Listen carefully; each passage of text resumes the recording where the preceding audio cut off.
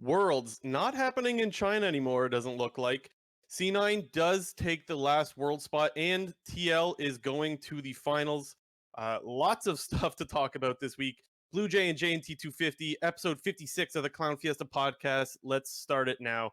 JNT, we got to start with C9 TSM. The series was insanely intense, and of course it went 5 games, because why wouldn't it? Let's jump in there. Any initial thoughts on this series? It was funny because after watching the series, it felt like to me that neither team was playing that insane. But after reading all of the like post-game stuff on Twitter where like people were giving their opinions and like kind of recapping the match, it seemed like everybody thought that TSM was playing really, really well. And I feel like that just surprised me because like it didn't feel like TSM were doing anything special. They were just playing the TSM style. And So everything that I saw on Twitter was saying TSM was playing really insane, and that's props to Cloud9 for beating them. And I was like, I agree. it just felt like TSM played their normal game, and then Cloud9 beat them 3 of the 5 games. I think that there was a lot of good and a lot of bad for both teams. So initially at the start of the series, I thought, wow, like these teams look really bad. But as the series went on, I gained more of an appreciation for how they were playing. But I am totally in agreement with you that I didn't think this was that well of a played series. I thought, like I said, lots of good, lots of bad. And so, I mean, and from both sides. And that's how you usually have a series go 5 games, right? So yeah, I actually was kind of surprised as well, because I've heard a lot of people say that they thought the series was really well played as well. And I'm not trying to be all negative. I was surprised. I was like, oh, okay. I Maybe this is like Worlds hopium. People are, they start to build up the hope for Worlds, and there's just a bunch of excitement there. Maybe that's what it's all about. But anyways, let's get into the games. Where do you want to start with that? well, I just like I thought it was played very well from a macro standpoint, but in terms of like a micro standpoint of team fighting, execution of plays, some like specific spots in lane, I felt like that was where a lot of the mistakes were being made. But in terms of like the overall decision making, I thought that was like really, really peak, and I think what made the series super entertaining. Were all these various games with crazy Baron and Dragon plays with people making crossplay maps in an attempt to like slow down a play or drag people across the map. So I thought it was a really great series from that standpoint. But in terms of like lane setups and ganks and like some aspects of team fighting is where it kind of like fell a bit flat for me.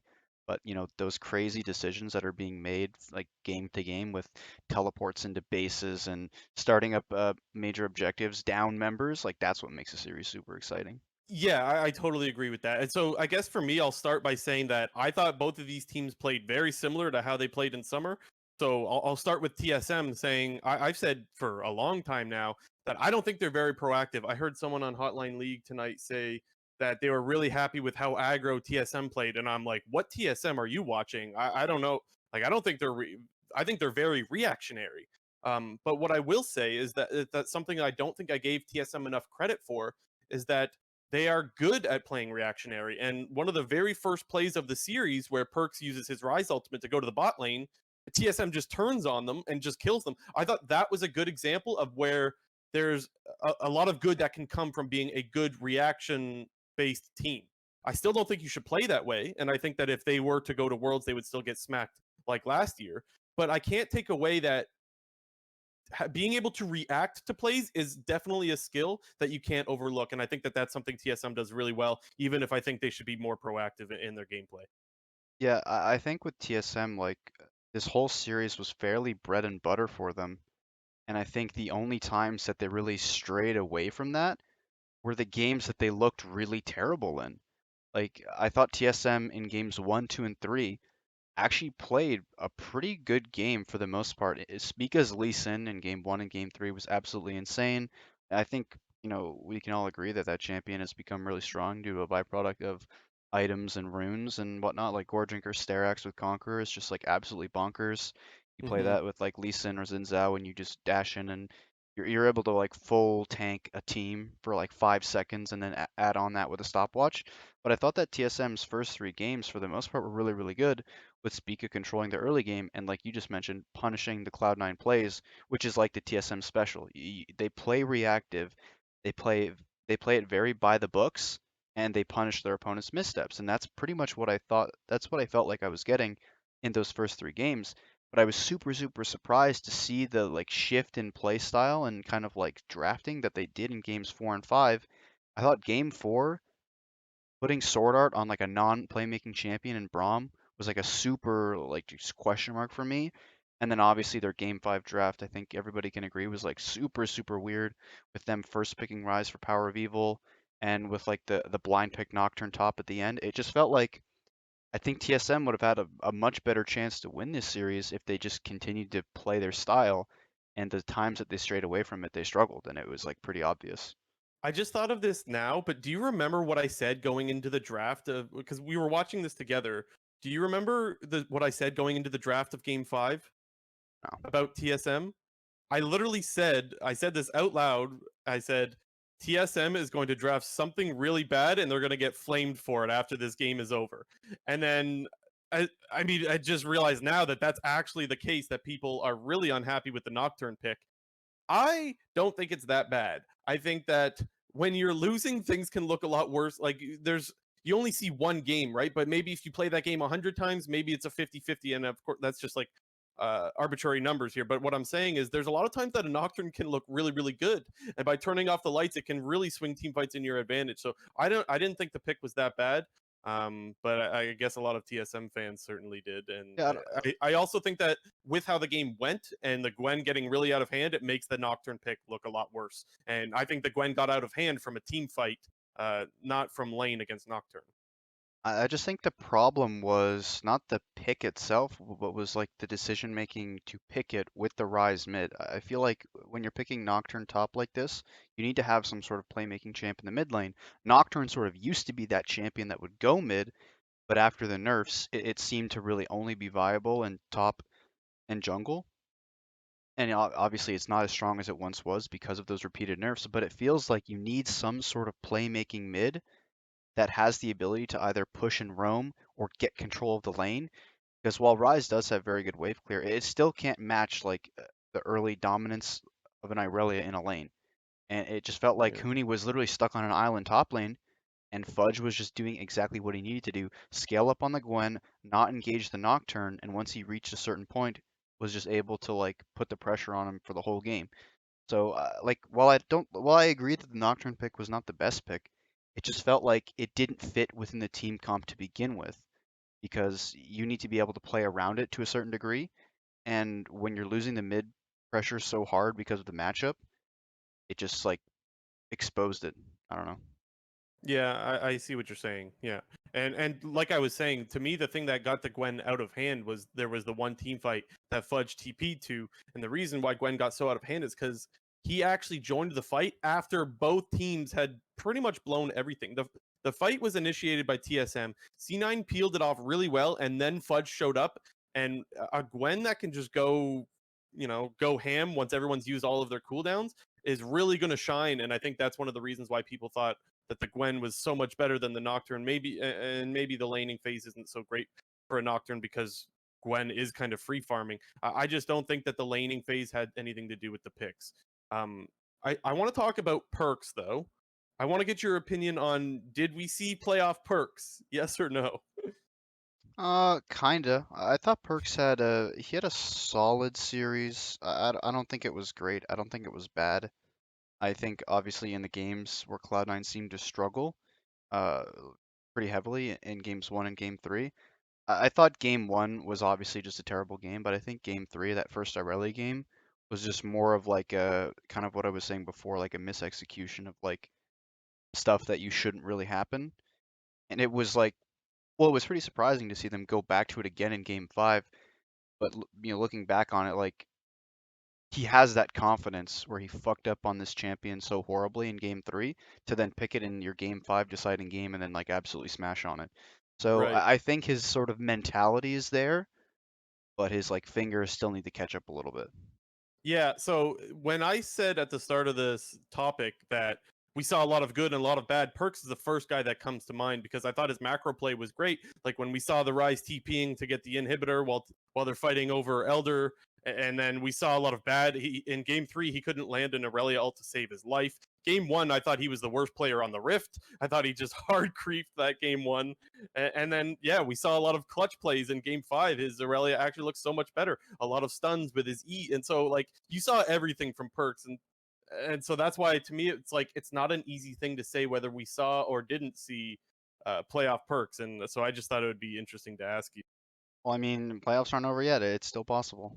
Yeah, my short answer is no. I don't think we've seen playoff Perks because I think playoff Perks is more consistent than what we've seen. We saw some really good plays from him, but we saw some really bad, and to me, that's not what playoff Perks is. But definitely some interesting stuff coming from watching Cloud9's games, no matter what.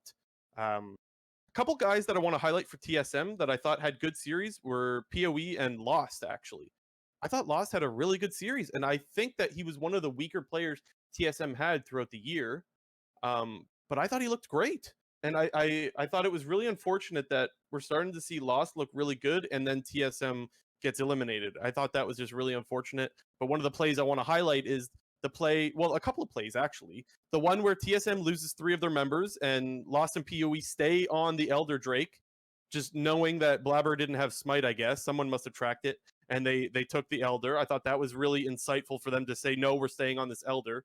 And then the other one where they get stuck in the Dragon Pit and they just fight their way out, where PoE flashes out, he does the shockwave play, and Lost follows it up with the Varus arrow. 2 really, really clutch players from those guys, and so I guess the synergy that they have, I thought was really, really good, and I thought I needed to shout that out.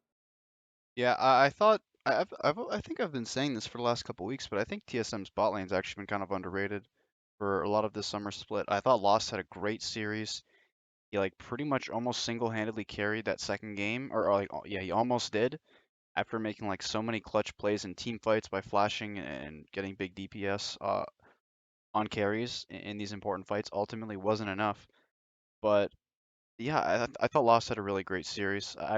Like I said in game 4, wasn't really too happy with the Ashe Braum bot lane, especially with this shield bow wits end build that we're kind of seeing more and more. And the more and more I see it, I feel like the worse that it actually is.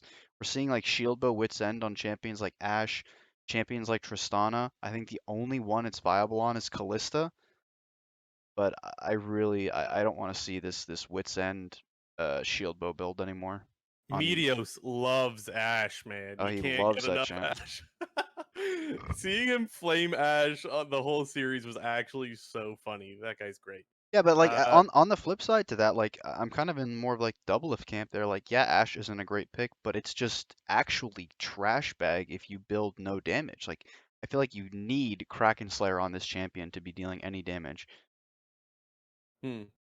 Yeah, I mean, I don't really have a strong opinion on that myself. I don't remember the last time I played AD carry. So my strength on AD carry items is not my forte. One thing I will say, so I did actually mention that I thought Fudge looked really good on the Gwen, but I did not think Fudge looked good on the Gnar. A lot of trouble timing his Gnar bar, which is one of the biggest skills to have with a Gnar, is to try to be able to predict when you're going to need Meganar for a fight. And it just seemed like his timing was a little bit off throughout the series. So many fights would happen before he could build it up, or he would build it up too early and then the fight would break out afterwards without him being able to get an engage while he was Meganar. So just a little bit of criticism for him on that. But otherwise, I thought he had a pretty good series. And I thought Sven had a good series as well, specifically the Jin game. He was kind of popping off. I think it was game 4. And so wanted to give him props for that. Yeah, to me, Sven is pretty much the only Cloud9 player that I think is like at 100% or near their spring split form. Yep. I think Blabber and Vulcan are close, but not there yet. And I still think Perk still has a bit of a way to go. But for me, I think Fudge, it feels like we keep saying it every week, like he's Cloud9's best player at the moment. I don't think we would still be saying this 4 or 5 weeks ago because I think everybody thought that Perks and Blabber were really going to turn it up. I think Blabber has done a little bit, Perks not so much, but Fudge is just proving more and more about himself throughout this LCS season. I think Blabber. should Sorry. should Cloud9 make the finals and face off against Team Liquid again, I think that rematch against Alphari is going to be very, very interesting because we kind of saw in the earlier matchup between C9 and Team Liquid, I think for the most part, when top lane was left on an island, it was even, but we kind of did see a more top lane focused approach out of Team Liquid and a weirdly like non-top side focused approach from Cloud9 in that series. Yeah, Blabber hasn't really impressed me, to be quite honest. I guess he did in Game 5, which took quite a while because I didn't think he was having that great of a series. So I'm a little bit more cold on Blabber than you are by the sounds of things. It was his first Diana game. I'm not sure exactly which game it was, but it reminded me a lot of Svenskeren running around, not really getting any farm advantages, not really getting any ganks, nothing really working for him. It felt a lot like watching Svenskeren, and I was pretty vocal last week or the week before that Svenskeren hasn't really been doing much of anything. And that worries me for Blabber because he is a guy that you used to always be able to rely on to make something good happen. And he was always generally pretty calculated. Like, yes, he was brain off going in, but would probably win those all in 75% of the time. Whereas now it feels like a total flip. And there's sometimes where he's just being over aggressive and engaging where he has no business engaging. And so I'm a little bit hesitant on Blabber at the moment. I'm not too excited with his gameplay. I'll have to wait and see some more, I suppose. Yeah, it did feel like for me in this series that Cloud9 did sort of have to tone it back because they're not still like 100% coordinated with all of their early game engages. We did see in the two games where they did end up losing pretty hard in games 1 and game 3, the good portion of the game was just decided by some bad early game fights. In game 1, it was that Realm Warp play bottom that I think was not a insane, not like a great play to begin with, especially when Realm Warp is such an obvious play, and it's very obvious how to play around it. And then in that game 3, you saw a bunch of these top lane skirmishes just not go Cloud9's way whatsoever, with Blabber either diving in too early or not having proper follow up on his team. But when Cloud9 kind of did rein it back and play for more of a macro-oriented style, you could actually see that they were kind of like out TSMing TSM. Because TSM is, I've always thought, been one of the best teams in the league at playing a slow game, playing a controlled game, and playing the map better than the other team. And it felt like, in terms of that aspect, Cloud9 was actually better than them. And to me, that's what won them the series. Because what I thought originally was going to be, Cloud9's way to win the series was with early game aggression. And you could kind of see when those plays weren't working out for them, they reverted back to, okay, like let's just like actually play, let's play smart and try to win through macro. And I think that was the most impressive thing I saw out of Cloud9 was beating one of the best macro teams in the league. Yeah. So I just have a couple more thoughts on this series. One of them being Game 5 looked really lopsided. And by goal difference, it absolutely was. Like, don't get me wrong, Cloud9 kind of smacked them. But I don't have any criticism for how TSM tried to get back into Game 5. So they lost some team fights and fell behind. Cloud9 went to Baron, and TSM tried to punish it by TPing in and taking another fight right after. I thought that that was the right thing to do for TSM because you have Cloud9 hitting Baron where they're like half HP. I think that is your best chance to win a fight and get back in the game rather than let C9 take Baron, let them base and reset and just slowly bleed you out of the game. And I think there was a lot of criticism towards TSM for trying to TP in and take more fights. The fight didn't go their way, and ultimately C9 was able to fight their way out. But I just thought that TSM did the right thing when behind, and sometimes doing the right thing when you're behind doesn't give you the results you want. And so I just thought that even though TSM lost game 5, I thought as the game went on, they were still doing the right thing. Yeah, I think in a majority of scenarios, it's probably correct to not try to fight Baron 2v4 and go for the dragon. However, in that specific game, like they were losing side lanes horribly. Like Nocturne was completely useless in the side lane against Gwen. At this point into the game, Ryze is a great side lane champion, but not when he's so far behind in comparison to Perkz' Irelia at that time. And if you just give over Baron to a team that has two insane side lane champions, with then a pretty conservative three mid lane, specifically with Varus and Braum, like super hard disengage, super can play the range super well. I just think it's just a losing play to give up Baron when you're going to lose both side lanes super hard and they have this extremely safe mid. But I think going for the Baron there is perfectly fine. Yeah. It's a 2v4, so your percentage that that play is going to go your way is obviously very low. but I think the percentage, the chance to win the game is even lower if you give up the Baron. Yeah, and I don't even think that the call is, guys, let's take a 2v4. It's let's try to bait them into a prolonged fight so that we could get people to res and then join the fight and kind of clean it up as well. You don't want just a quick 2v4 fight. You want to drag that fight out so that it lasts longer. Yeah, And because also unfortunately, I think that's exactly what it was because Huni had yeah, TP when he was spawning, and also Sword Art right. died early on in the fight, being support, being under Yeah. leveled. You get to res and run back quickly, and they kind of did that where they got Cloud9 to sort of get off the Baron initially, and they ended up killing one member, but then they were kind of in a 3v4 after Huni had TP'd in and Rel had joined. But like again, they're just too far behind, and it's a play that obviously looks pretty idiotic from like the naked eye. But like when you really just take the game into consideration, like what do you want them to do? Like lose Baron and get shit on through side lanes and just like Yeah. roll over? Like I've always been very vocal. Like I would rather a team go out like attempting to make a play and come back into the game than just like roll over and just like jack off in base. Yeah, that used to be CLG. Maybe it's still. Well, no, I don't think that still is CLG. CLG just run it down now. But anyways, did you see how big that Baron power play was? By the way, I didn't. It's probably like 8,000 gold or it something. was 7,000 gold. Yeah, because like they like That is a huge Baron power play. 7K. Anyways, that pretty much ended the series. My last thought on the series, and I tweeted this out, but I just think it's still relevant. I tweeted out that going into the series, the rivalry about C9 and TSM is going to be what's discussed. And then by the end of the series, you would see which team wasted X million dollars. And sure enough, I just saw my Twitter feed full of that. And I think it's unfortunate, but I don't blame people for thinking that way because how can you ignore it, man? How can you ignore that a team, whether it would have been Perks or Sword Art, it was going to happen? How can you ignore that a team spends that much money and doesn't go to Worlds, right? So, yeah, either whichever team lost was going to get flamed to infinity for yep, uh the money spent on their roster. But I think the funny thing is like it's not like 100 Thieves and Team Liquid are like not spending on their rosters. Like they also have very expensive rosters, but yeah. it's just that Cloud9 and Team Liquid are like the publicly known ones Well, they got the because one player that's making bank, and maybe TL has some of that too, but for some reason they managed to get by without those rumors getting out.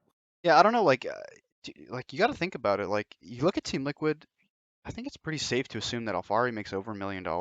We already know Jensen makes over $1 million. I would also have to assume Core JJ makes over a Yeah, million dollars. And then they just signed Santorin at the start of 2021. So that's I probably could not a see him cheap making a contract. million too. And Honestly, like I could see it. Tactical probably doesn't get paid that much because he was like former academy player. And then if you look at the Cloud9 side, I don't think Fudge makes a lot of money. I don't think Blabber makes a lot of money because he hasn't re-upped on a new contract. Sven probably doesn't make a ton because they probably got him for pennies on the dollar in comparison to his TSM contract after he played Yeah, pretty badly. And Vulcan's probably semi-expensive. So like, yeah. dude, outside of perks, like I don't think C9's spending a ton on their roster. They're obviously spending a ton on perks, but I feel like, and this is just like my thoughts in looking at the Hmm. Team Liquid 100 of these rosters. I don't think they're far behind in terms of spending, but I think it just looks worse for both of TSM and C9 because it's like public knowledge.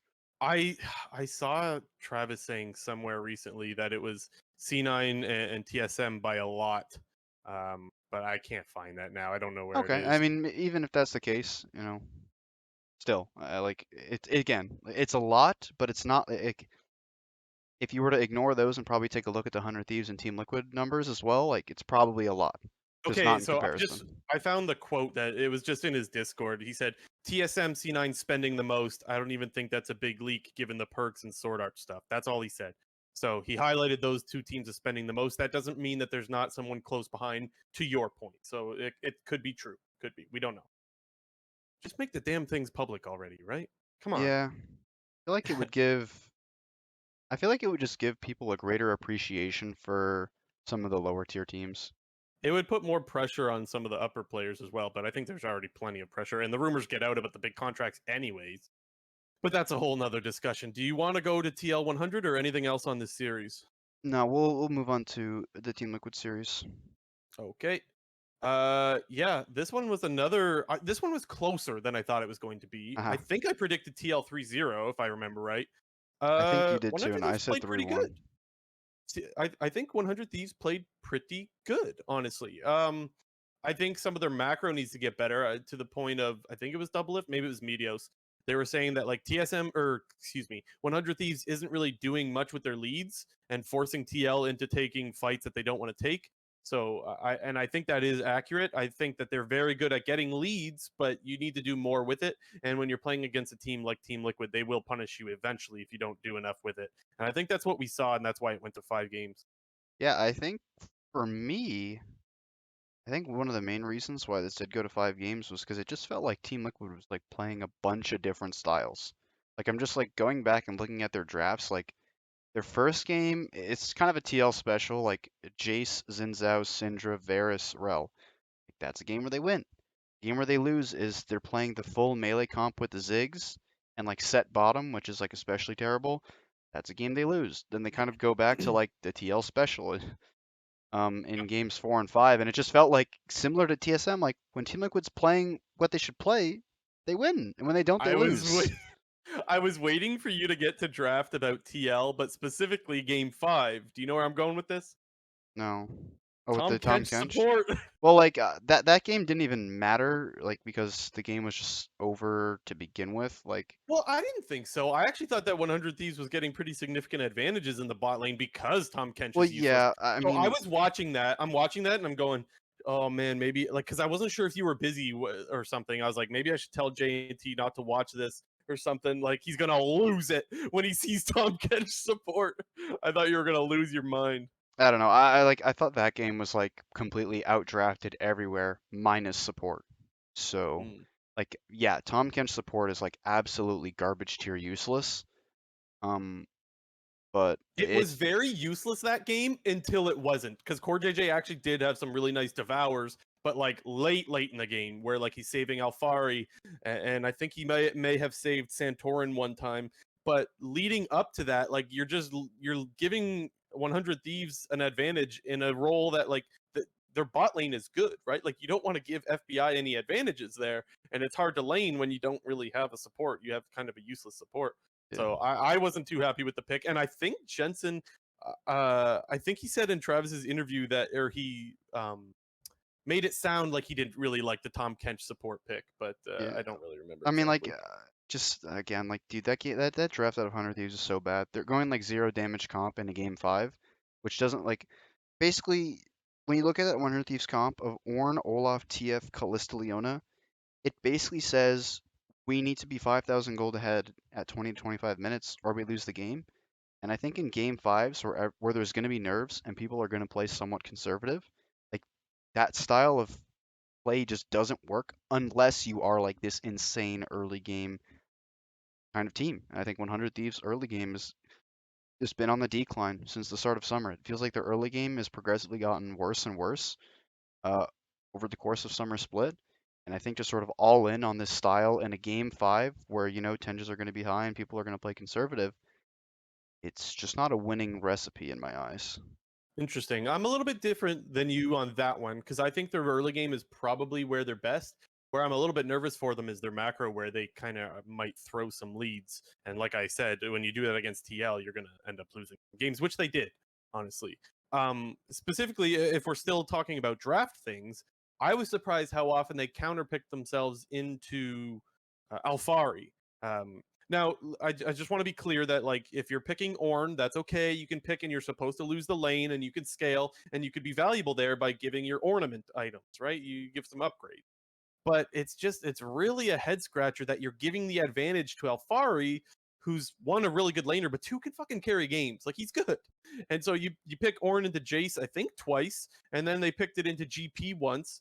Like you're gonna have Alfari be a beast. So I was Absolute kind of zero head. surprised that they did that. That's what I was mostly surprised about when it comes to the drafting from 100 Thieves. Yeah, it's just like I've been saying, like it was my fear for 100 Thieves that someday was going to be the reason that they can't win. I think Well, in so this, hold on though, hold on, because I actually thought he still played good though, despite being in these counter matchups. I actually thought he didn't like run it down, but Jace did get the advantages that a Jace should get in those matchups. So I didn't think someday was bad. Did you? well, I just don't think that you can play like that in a playoff series and expect, you know, like I don't know, like you're going into these matchups against the best laner in the league, and Yeah. like I guess if the game plan is to like let's say be down 20 to 30 to 40 CS and then have a more impactful mid and late game, like I can understand that. Just not against the best laner in the league who's gonna Right. abuse you to the maximum. And I think it doesn't make a lot of sense to me that, as you mentioned, that they're picking themselves into it. I could Yeah. totally understand, if you're the team who wants to then blind pick a tank top or conservative top and then give that Right. advantage elsewhere in the draft to another player, like, oh, now we're gonna get support counter pick, oh, or now we're gonna get mid counter pick, or oh, now we're gonna get jungle counter pick. But to actively pick themselves into these matchups where Team Liquid is actually the one giving up the draft advantage by blind picking a carry, saying, okay, like we're kind of giving Sunday the keys to like play a good matchup he feels confident on in like a counter pick, and then they're just not doing that. So I just feel like it's an advantage that 100 Thieves wasn't taking advantage of, and to me, that feels like Sunday holding back the team. Yeah, and that's a totally fair. I think you're right on. I think that's a totally fair criticism. We saw TL take advantage of that the whole series. It was like, okay, Jace blind, GP blind. Like, okay, like they clearly knew that they could give Alfari a blind pick and still let him get advantages in lane. That is a weakness, and so I think you're 100% right on that. So let's get into some of the gameplay now because I want to talk about.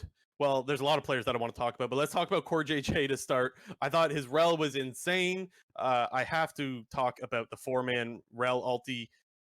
There was a team fight that was breaking out. TL was already down a man after Tactical gets picked, and Core JJ, well, Team Liquid as a whole, they decide to take the fight still. Core JJ makes the four-man ulti going in blind, I might add.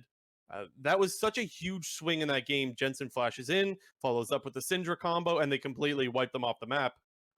Huge play for Core JJ. Definitely got the game going in their direction, and I just think he deserves a huge shout out for it. Yeah, Core JJ continues to like play well on the champions that he normally plays very well on. I think any engager that he plays, and his Bard is obviously like one of the best in the league, probably in the world. It felt like just never really touched Bard in the majority of summer split up until playoffs where he's like now whipping it out left and right and just like absolutely carrying on that champion. Like I say this about Core J, like feels like every other week or like once a month, but like he is the actual one player who carries from the support role. Like he does so much around the map for Team Liquid, whether that's just like through fantastic laning with tactical when he's on like an engager, or he's playing the map on these more roaming style of champions with this like Thresh, with his Bard. Sometimes he's doing like some crazy like random roams on Nautilus as well, which is like really really weird that almost nobody else in the league does. But I just no more Tom Kench for Core JJ, and no more set from Core JJ, and then he can go back to being one of the best players in the league, I think. It's just a bit strange to put him on Tom Kench, right? When you see how good he is at the playmakers, rather like, and I suppose you can make plays with Tom Kench W, I guess, but I wouldn't call Tom Kench a playmaker by any means. And so it is strange when you see him put on that kind of pick after he's so good on like a Bard, for example. Like it's insane how this guy's able to make plays. Another guy I want to talk about is Closer. Because I thought game two, he was the guy that swung the game in their direction. I thought he was absolutely insane on the Diana, and we've seen a lot of that from him in the summer. His Diana was great for the most part, and I guess game two was no different. I thought he deserves a shout out because he looked really good. Yeah, I thought his Diana game was really really good. He was like one of the first people to really pick up that champion, and it's still like a really prevalent champion in the meta. One thing that I think people are starting to do that I've heard medias talk about quite a lot now, and I actually like have really been noticing the impact of it, is people taking exhaust against Diana, specifically support. Hmm. And I think it's pretty like unanimous that in the majority of situations, Ignite is the better summoner spell to take on support. But when Diana is in games, like you really can like cut the legs off that champion by exhausting her when she goes in for the ult play. And like I feel like this weekend specifically, I was kind of like hyper focusing on that. Whenever you would see a Diana, you would pretty much always see the enemy support take exhaust, and you would always see the enemy support save exhaust for when Diana jumps in, and it really like kind of kneecaps that champion a little bit. But Closer did a really good job of kind of weaving in and out fights and getting those big ults off. And I'm just saying, watch out for exhaust against Diana. It seems to be picking up a lot, but I still think Closer did a really good job in that game too, specifically. It makes a lot of sense though, because Exhaust has always kind of been the counter to heavy burst assassins, right? They go in, they intend on using their abilities when they're going in, right? And so if you exhaust them, it does, like you say, cut the legs out from under them. That's really what assassins want to do. So it makes a lot of sense. And maybe that's why we're seeing a little bit less Diana now, and we're seeing a little bit more Xin Zhao or something like that, which by the way, Exhaust is still pretty good against him as well, but Yeah. that's besides the point. Any other players that you wanted to shout out that really stood out to you? Um, Not really any more from the 100 Thieves side. I think on the TL side, I think Jensen actually had a pretty good series. Yeah, I thought is is Lee Sin like even though he popped off on Lee Sin super hard against Cloud9, I still have felt that Lee Sin's solo lane is a lot weaker of a pick than it was earlier on in the split. And then we kind of saw that in this game once again, where Team Liquid went for this, heavy melee kind of team comp with the Ziggs in the bot lane, almost exactly the comp that they ran against Cloud9 in their series 2 weeks ago. And you kind of saw the version of it where like you don't win those early mid skirmishes and you just lose super super hard.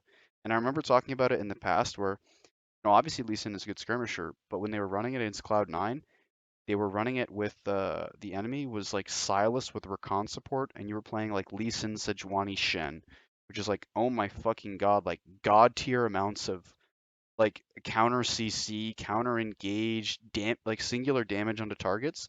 And then in this game, you're playing that comp, but they have like Leona Irelia, and I was like the enemy team for skirmishing. So it did kind of feel like that strat wasn't as good this game, and you could kind of see how the game played out, where Team Liquid really had no skirmish pressure whatsoever, and 100 Thieves was just like hard winning the entire map. yeah. So I actually agree that I think Jensen's been pretty good lately. I do have to highlight some areas where I think he's making a few slip ups. The one where they're camping the brush, waiting for him to use his double distortion on LeBlanc. The reason, like some people will say, like, okay, you're getting nitpicky. He made one mistake in a silent. That's a mistake I've seen him make a few times now. And so, like, eventually, you have to learn from that mistake to not double distortion, unless you know for sure where every enemy is on the map, because you're giving away your escape.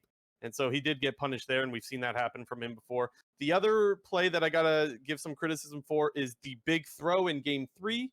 Now, I don't think that that's all on Jensen, but he did have his Banshee's Veil popped and then still decides to go in and try to poke out one of the 100 Thieves players while they have like a 12k gold lead and still like a minute and a half on Baron Siege. Alfari splitting in the top lane. There's no reason to make any aggressive moves there. You just need to siege with Baron and close out the game. You should never throw that game. And he goes for an aggressive play. Now, the reason why I say it's not all on him is because he actually gets out. He distortions back out while he's being Lissandra ulted, and then Santorin and Core JJ go in to like save him despite seeing that he was already safe. And so basically the throw was on a few of them, but it starts with Jensen making a play that he doesn't have to. And so that's where I got to give a little bit of criticism to him there. With all that being said, he still had a really good series. His LeBlanc is really dangerous. Like, my God, the one time FBI goes in to get a reset on Tristana, Jensen just combos him, demolishes him, and wins the fight right there. So, like, he is solo winning some of these team fights, and I can't ignore that either. So, if I gotta highlight the bad, I also gotta highlight the good, and I think there's been more good than bad when it comes to Jensen. He's looking a lot better than he was in summer, where to me he looked pretty ordinary in the summer split. Yeah, it that game 3 kind of felt like one of those solo queue games where like you're massively ahead, so you start making a bunch of like small brain off plays, which then start to add up, and then you're typing to your team like, "Yo, can we just like group and fight?" And then at that point, like your lead is kind of gone, and the other team has momentum, and then they just win the game. So it just felt like one of the 12k, I think it was, right? yeah, it was like 12K, and then it got down to like 5 or 6K. But at that point into the game, it was like 38 minutes. So gold leads kind of don't really matter at that point. It's all about like dragons and map pressure, and Was like Ornn in that game? no, No, okay, my bad. yeah. But like 100 Thieves had gotten Mountain Soul off of like another Team Liquid mistake in making an engage, and like you could kind of just tell like 100 Thieves just took the momentum and rode it in that game after like TL just made like a few small mistakes, which end up like they lost map pressure off of that, then they lost major objectives, and then they're like, oh shit, like can we just fight them now? And then they lost the fight. Yeah, as soon as you start throwing and you give the enemy team Mountain Soul, the goal difference doesn't accurately represent how close the game is at that point. When they're even if TL's still up 6 or 7 or 8K, whatever it is, if you give them Mountain Soul after that gold lead doesn't mean what you think it does. Ultimately, that was one of the biggest throws we've seen in a playoff game, but fortunately for TL, it didn't punish them. Uh, Overall, after looking at this series, I am pretty much convinced that TL is the best team in the league still, which is so crazy to say because I thought that they were probably the fifth best going into playoffs. But yeah, they're looking really, really good. And I don't know if I think there's any team that could beat them. I think that 100 Thieves probably got about as close as they could. And that was with a 12K throw. So look out for Team Liquid, I guess is what I'm saying. Yeah, like I feel like that's a pretty accurate like thing to say about it. Like it felt like that was as close as 100 Thieves was going to get into beating them, and like that was with like the series should have been a 3-1. Like it should have been. It wasn't. It was a 3-2, and even a lot of those games where Team Liquid was winning, like they were kind of just stomping. Yeah. Yeah. Last thing I'll say on the series is that I actually thought Santorin didn't always look to be on the same page with his teammates. There was a couple engages where he goes in, and I don't think there's any world where anyone on his team can follow up. And so sometimes you see a disconnect in either communication or just not understanding how to play your comp or whatever it is. It's hard to know from the outside, but you could tell that they weren't on the same page, and he had a couple int moments. And I thought Santorin was better last week, even though I still think he's a solid jungler and probably one of our best.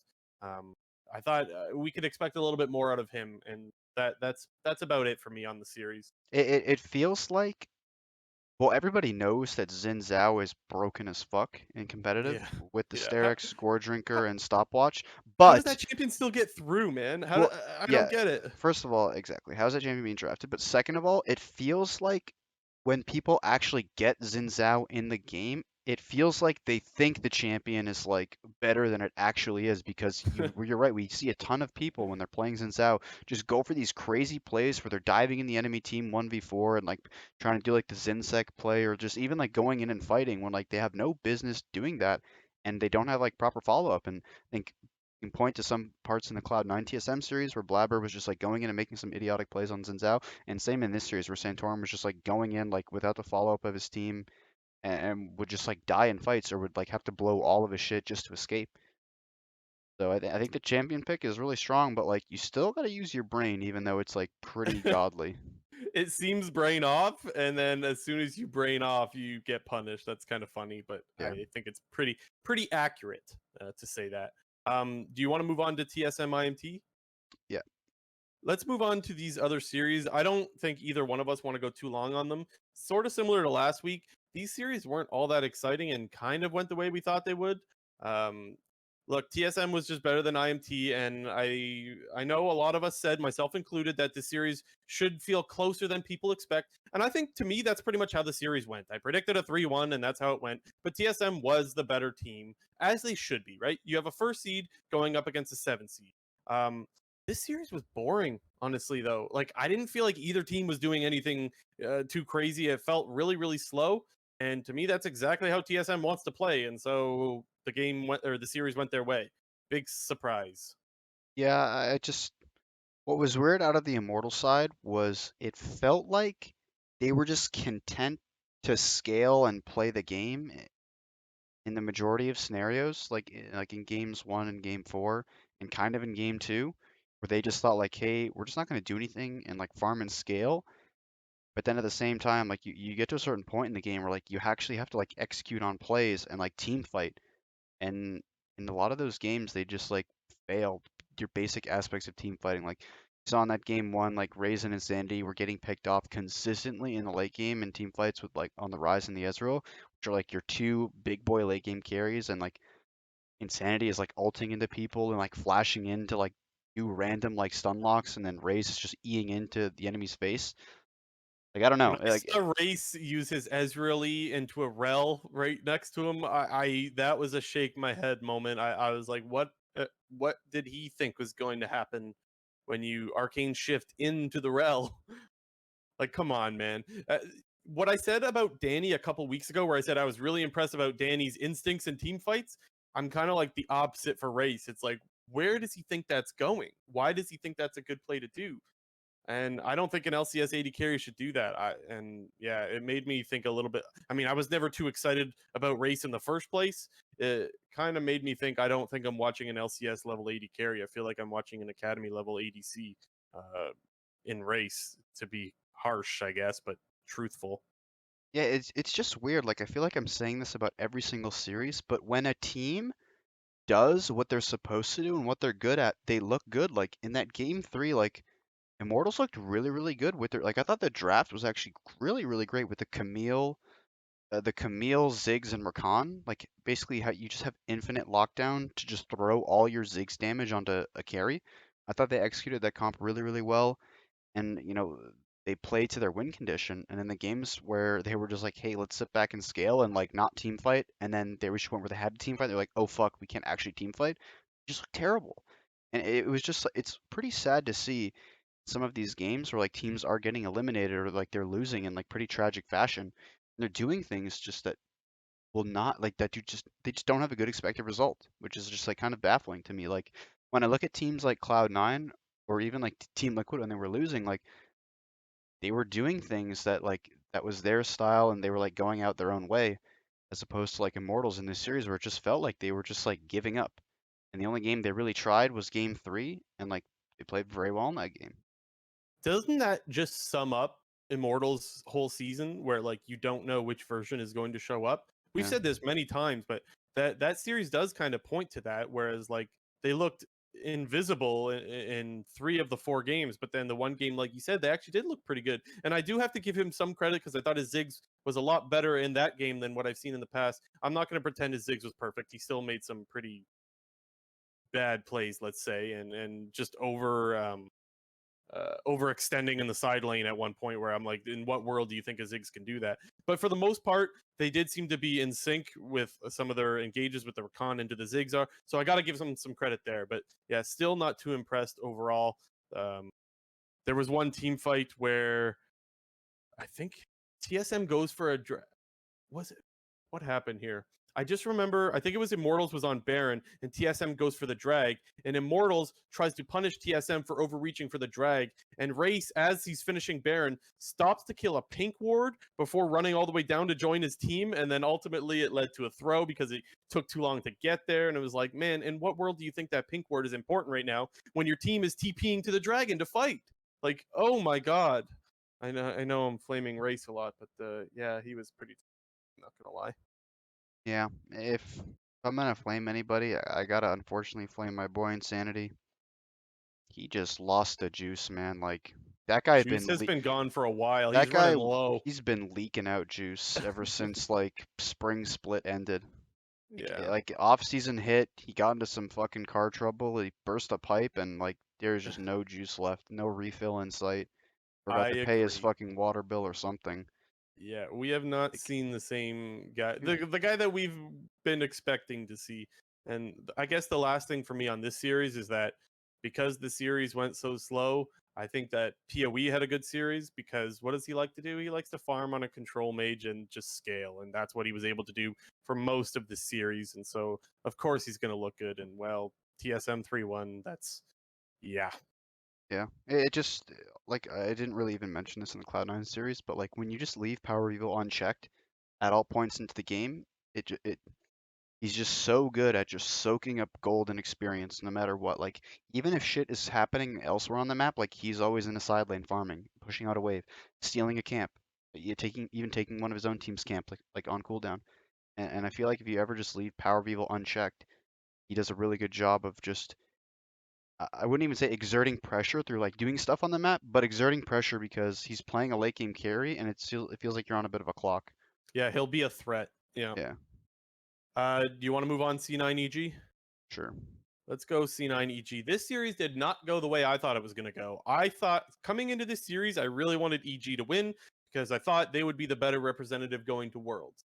Uh, that I no longer think. Uh, yeah. Where do I start? And For me, it just felt like EG played like a team with something to lose.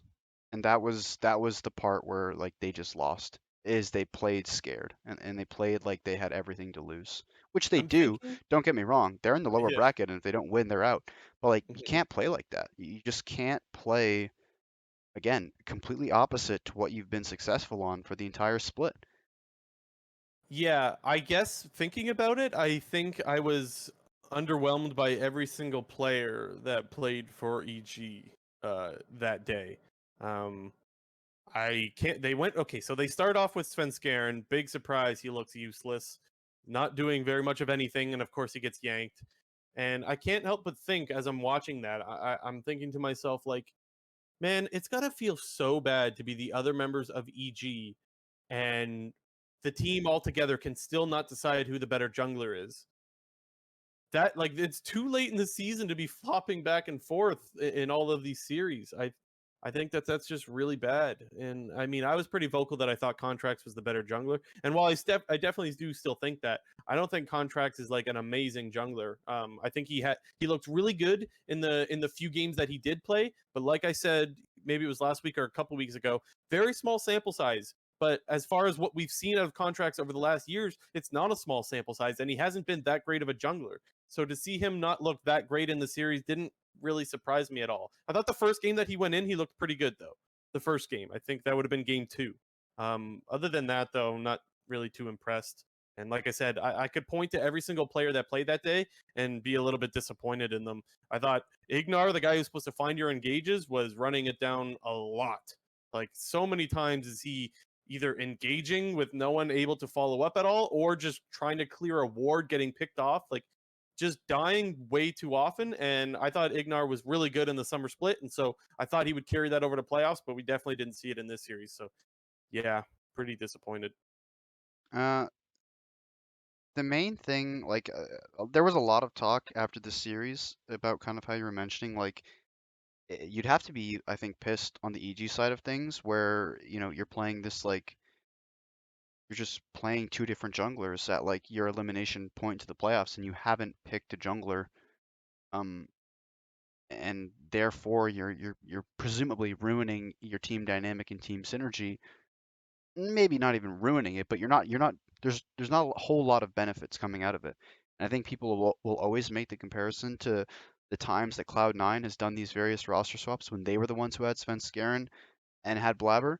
But I think the main difference that I feel with this EG jungle situation with Contracts and Svenskeren and the previous ones on Cloud9 where they had Svenskeren and Blabber was it felt like on Cloud9, when Svenskeren and Blabber was playing, it was a completely different game when either jungler entered the field. When Blabber was in, Cloud9 was playing hyper aggressive. Jensen was going to play some supportive mid and just follow around Blabber the entire game.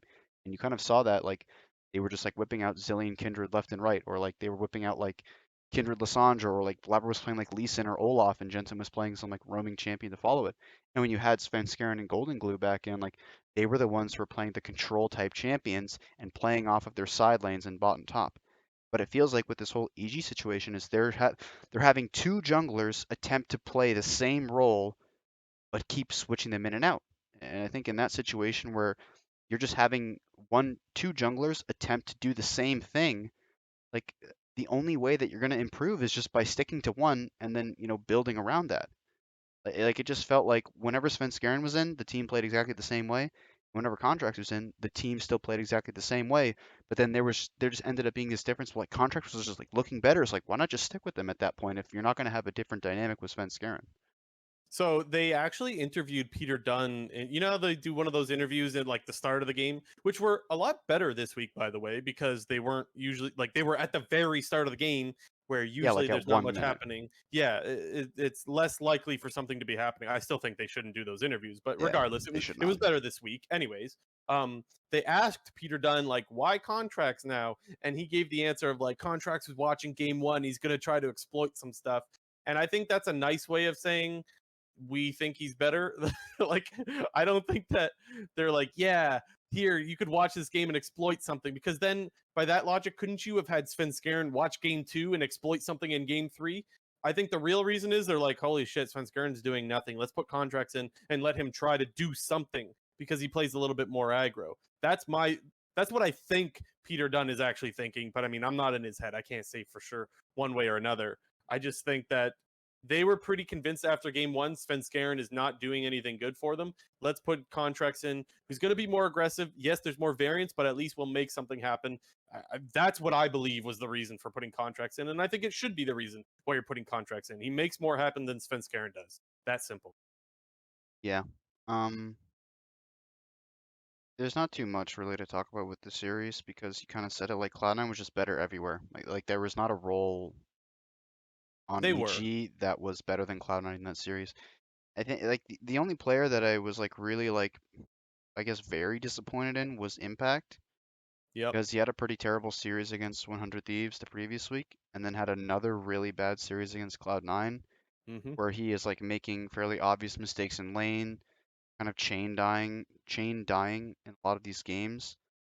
And it was like this feels like this was the first season that like I've had to eat my words like, well, I'm not gonna worry about impact because Week after week. yeah, like it's just like no matter what Both it of is, us, though. like season 6, 7, 8, season 9, season 10, like don't worry about impact. He's gonna be fine. And it ends up he's fine, but this was just like the first time that like he was actually a big problem for his team. Like I think impact like he was a big problem for EG in these best of 5 series, like a big unavoidable problem. I have to eat my words as well because I said the same thing. Like you're not alone there, JNT. I think both of us were like, all right, it's fine. Impact is always reliable. He'll bounce back. Not really the case, honestly, for playoffs. He had a pretty disappointing playoffs. Um, Another player to highlight is I don't think Danny looked that good. He got picked off quite often. And I think that's going to happen to a player that plays in your face like Danny does, but you got to learn when to play in your face and when not to. And well, he got picked off quite a few times by playing so aggro. So even Danny was a little bit disappointing after how we saw him absolutely pop off the week before. And so, yeah, much of EG struggling. To talk a little bit about C9, because I don't have much to say before we move on, but I thought Perks had a really good game too on LeBlanc. That was kind of more of like a playoff Perks kind of game where he was, I mean, he's lethal as fuck. He was very, very dangerous, providing a lot of damage, absolutely nuking people. Really good game there. And then Blabber as well in game three. His Nocturne was great. Uh, Nocturne, we talked about how useless Huni made it look. Well, Blabber made it look really good in game three. So, yeah, got to give props where it's due. And those were the two performances that stood out for me from the side of Cloud9. Although the last thing I'll add on is that I still didn't think Cloud9 really looked that good this series. And so I was a little bit worried for them going into play against TSM. Uh, yeah, a little bit Yeah, of a yes. it just felt like one of those series where like Cloud9 did what they had to do and EG looked bad. Like it feels like there's a lot of these series in playoffs right now where it's just one team that's playing average and the other team playing bad. Like I think Yep. if you look at That's yeah, that's a good way of putting it. I think that's I good. think the only series where you can definitively say that is like where one team was like actually really playing well and popping off were the two TL series. Where they beat C9 and they beat TSM. Like that was like the only two series I think all of in playoffs so far where I was like, okay, this team's actually owning the other team and is really good. Whereas Yeah. like in all of the other series, it's like, I mean, Cloud9 like they didn't int it, they didn't play insanely well. Like they just played better than their opponents and their opponents were playing badly. Yep. And so I think we can move on now, right? Yeah. So with that, we have our final farewell, I suppose. I mean, until after Worlds is done, of course. Um, so the final farewell. I guess who we starting with? TSM. Yeah. We'll just Uh, I guess the way we did this last week, and I think it's a good way to do it, is how happy should the org be with how the season went all together? And last week we did a rating of 1 to 10, 10 being you're really happy with your season, 1 being you're pissed, I guess. Where does TSM fall in the how happy they are rating? I would man, maybe like a 4. I don't know. That's what I did. I did a 4 as well. Like I think when you like positives for TSM this split. Hooney was much better than expected, in my opinion. I Yep. think when the original Hooney news kind of came out, people were like, "Whoa, Hooney's getting a spot on TSM," and like then I don't think people expected him to be as good as he was in both spring and summer. I do think that Hooney didn't play very well in the playoffs, so I think it could potentially be a coin toss in terms of if TSM like wants to blow this roster up or whatnot, or They want some continuity going into next split with Bjergsen, I would assume, continuing to be head coach. But the big positive for me out of this season is how much better Spica is Speaker? looking. Yeah. I think it was very clear when he first came into TSM that he was a rookie and was fairly inexperienced and worked very, very well when he had these insanely dominant solo laners in Bjergsen and Broken Blade. And you kind of saw Spica play a bit of the reverse role with this iteration of the TSM roster when he had this much more controlled, slow mid laner in Power of Evil, and he's the one making these early aggressive plays, pairing up with Sword Art, making dives top lane happen with Huni.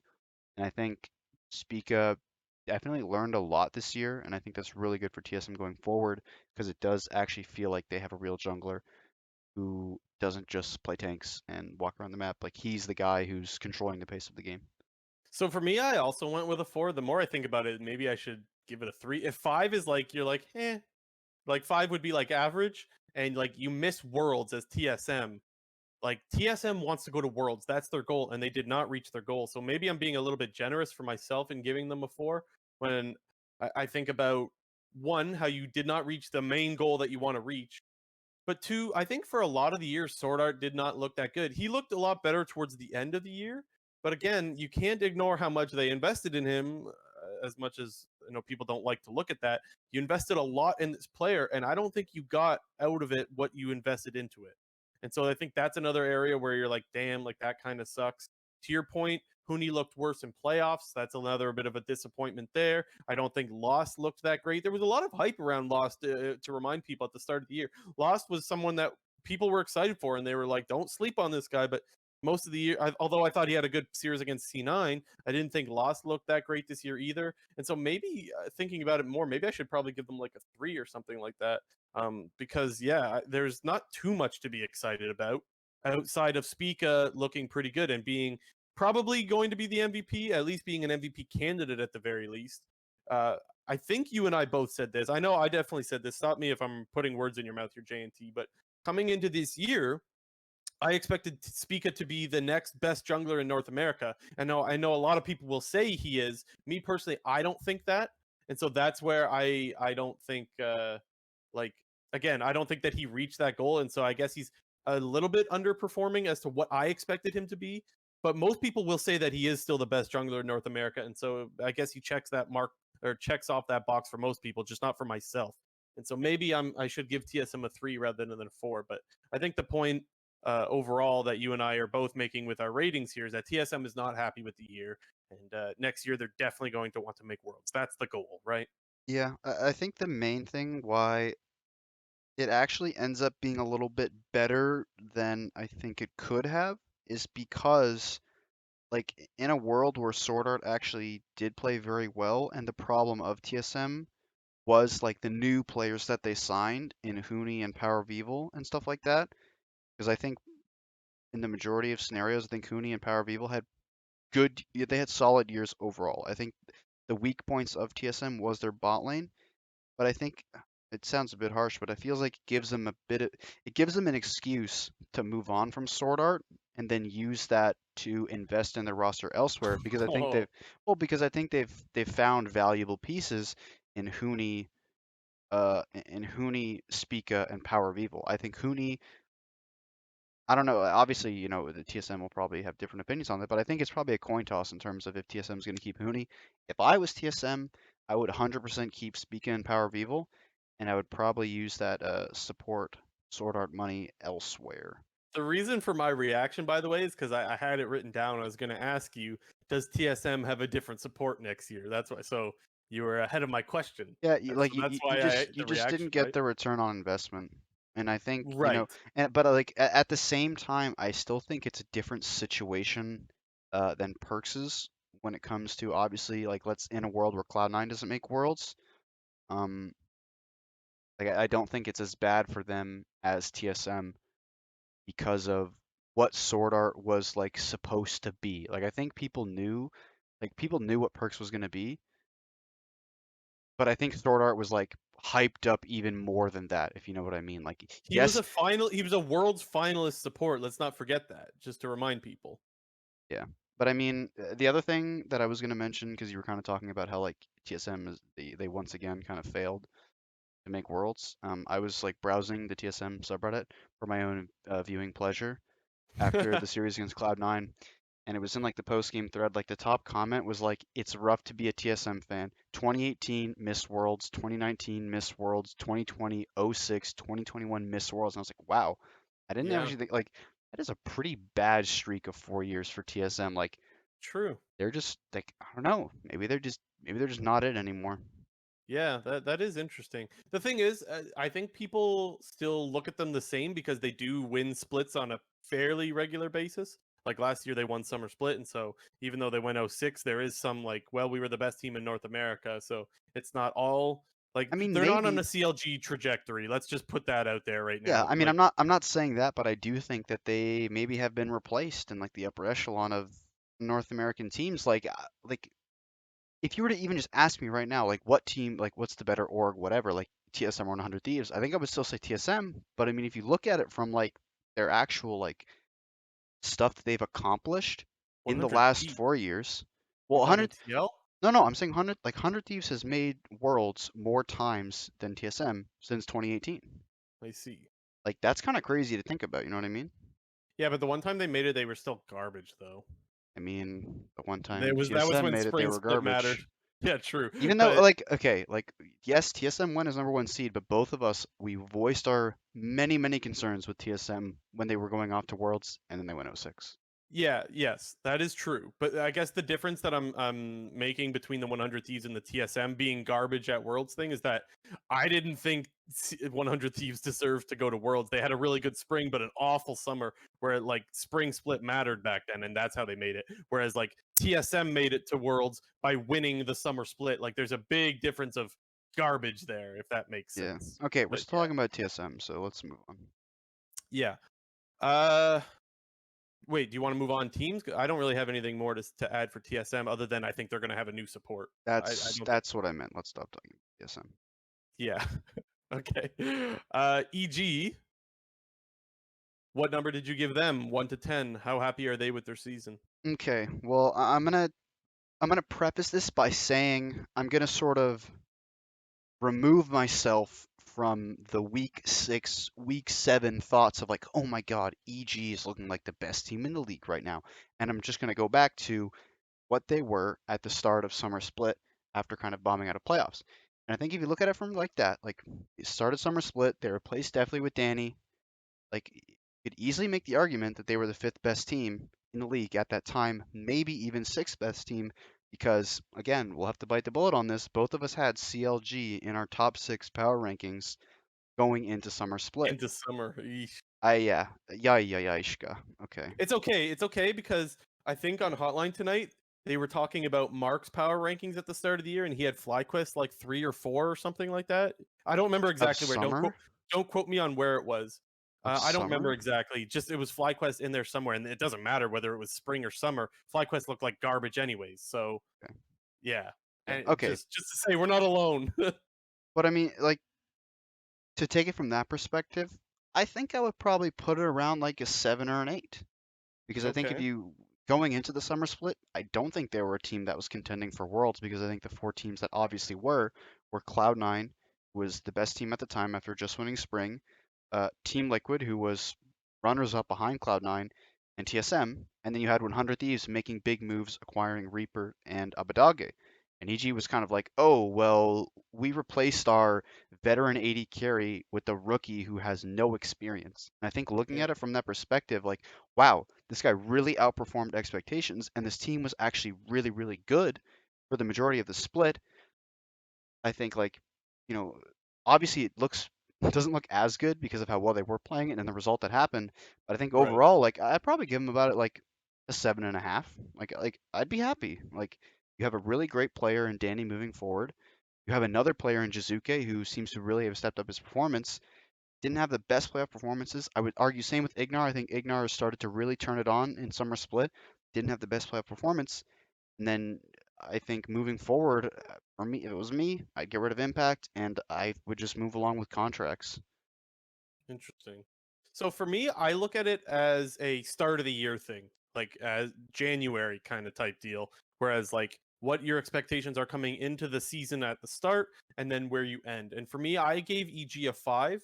And the reason why I gave them a 5 is because I do remember an interview with Peter Dunn where he says their goal is to make worlds and they expect to make worlds. And just like TSM, they did not reach that goal. And so by that, they're probably a little bit disappointed that they didn't reach their goal.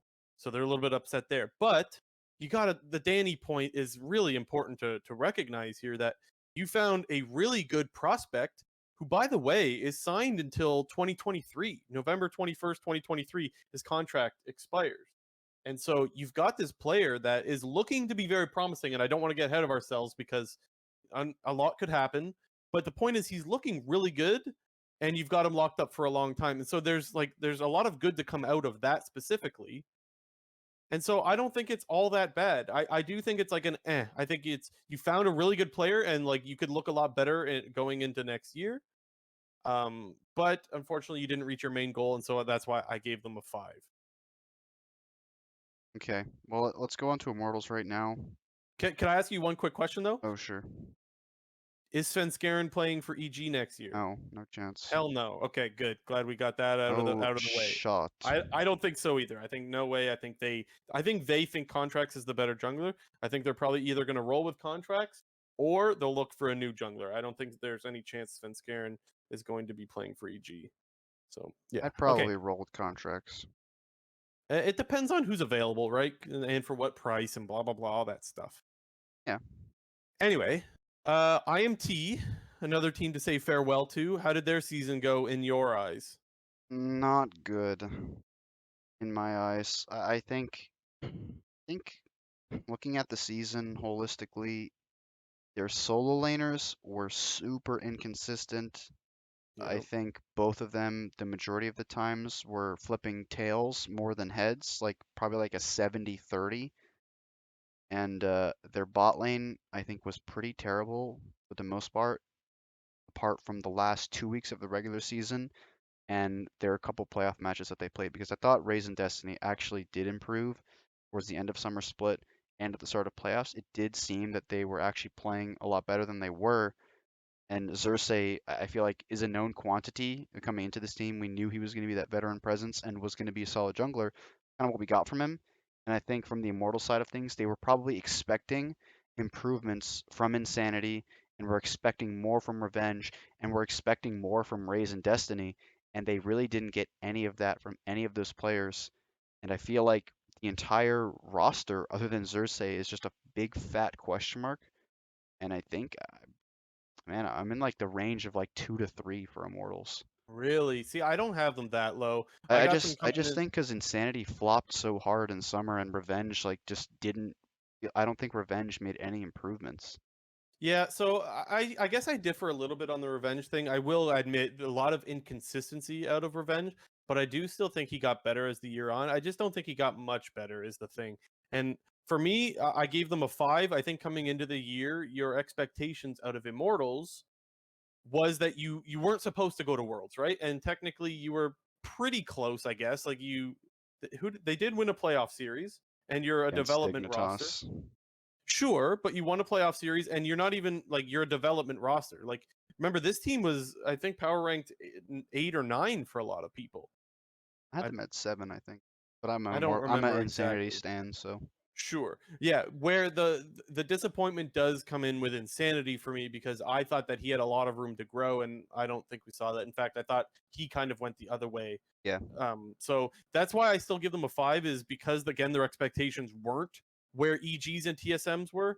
But even still, I don't even know if they really built that much. I think you built a little bit with Revenge, and I don't really know if you built much anywhere else. And so it's like they didn't have high expectations, so it's like what can you really call a failure? But they did very minimal of their building or whatever you want to call it. So that's I don't know. I just gave them an average ranking 5. I don't think Maybe they're too happy or too unhappy one way or another.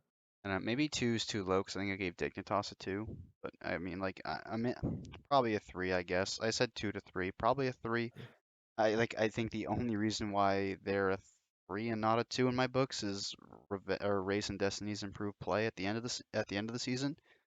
I still think they're a big question mark. Like, I'm not going to take 3 to 4 weeks of decent play and just completely ignore large amounts of inting that was going on with their bot lane in spring and like the good portion of summer. And same on the flip side with Revenge. Like, there were some decent performances out of Revenge. There were some really good performances in Vex, but like they were few and far between. And the rest of Yeah. it was a lot of like nothing. Like, I think if you look to replace on this team, I'm looking at the AD carry and I'm looking at mid because I don't think that Race is an LCS level AD carry. I think that he's disappointed me a lot, as I've said many times, and I think that not Destiny, Insanity is just going in the wrong direction.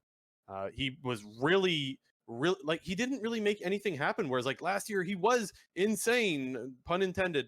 Like that's what we saw from him, but that's what we expected from him, and he would make things happen. And yes, sometimes it would be coin flippy, but at least he would do something. Whereas like it feels like he's just sitting mid farming, doing absolutely nothing. That is not the mid laner I want on my team. So if it were me, I would look for another mid, and maybe you put him back down in academy. I don't know, but it's hard to say what Immortals' options will be for any of their roles, for that matter. But yeah, yeah, like Insanity in his rookie split was like, oh my god, big plays and big ints. And then in spring split, it was like, oh, okay, we're actually getting some consistency out of Insanity. He's actually really good in lane and has pretty good team fight impact. And then summer split was like, let's just go die a bunch and then not do a whole lot in lane. yeah. So farewell to all three of those teams. I don't really have anything more to say on any of them. No, I say we get into our finals Yeah, let's weekend get hyped. preview. Yeah, this should be exciting. I don't know if it will be as exciting as the last World Spot fight. I have to be honest. I think the winner to go to Worlds, or the fight to go to Worlds, seems to be more exciting than the actual finals nowadays. Maybe I'm getting ahead of myself. Maybe the finals will be amazing, but I feel like it's really hard to top Game 5 of the last World Spot between C9 and TSM. Am I wrong? Just have to get some more game fives, then won't we, Blue Jay? Yeah, yeah, I guess so. Anyways, C9 versus 100 Thieves, where we're starting, right? Of course. Yeah. I guess where else would we start?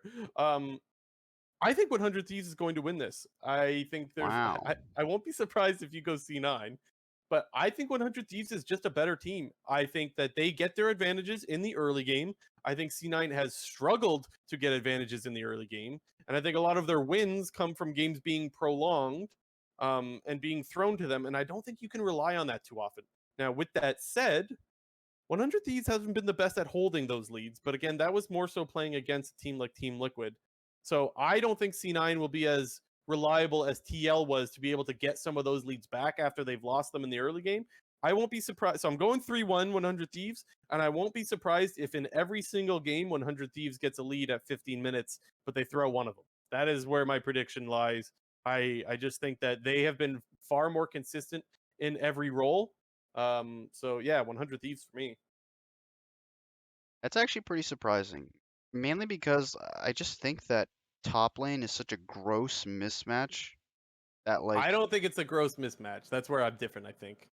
oh yeah, I just think like we're gonna see more of the same in some days matchup. I don't know.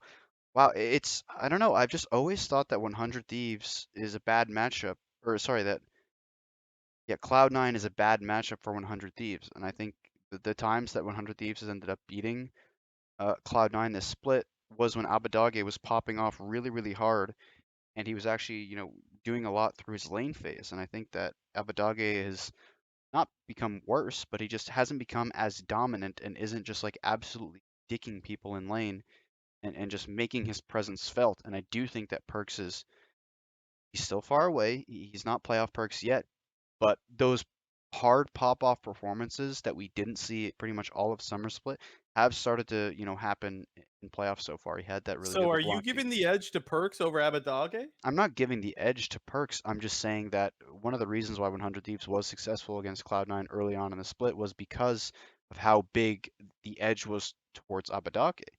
And I think, mid lane, especially when Blabber is involved in a game, mid lane dynamic means so much because Blabber loves to just like get up in there and fight and want to pressure enemy laners and want to pressure for invades and want to pressure for scuttle crabs.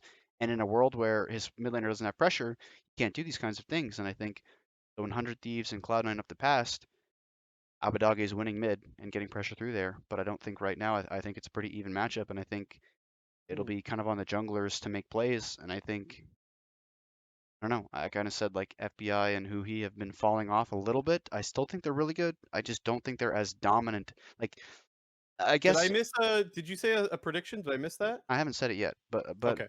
one of my main things that I did say about 100 Thieves earlier is it has felt like they've lost their edge in the early game.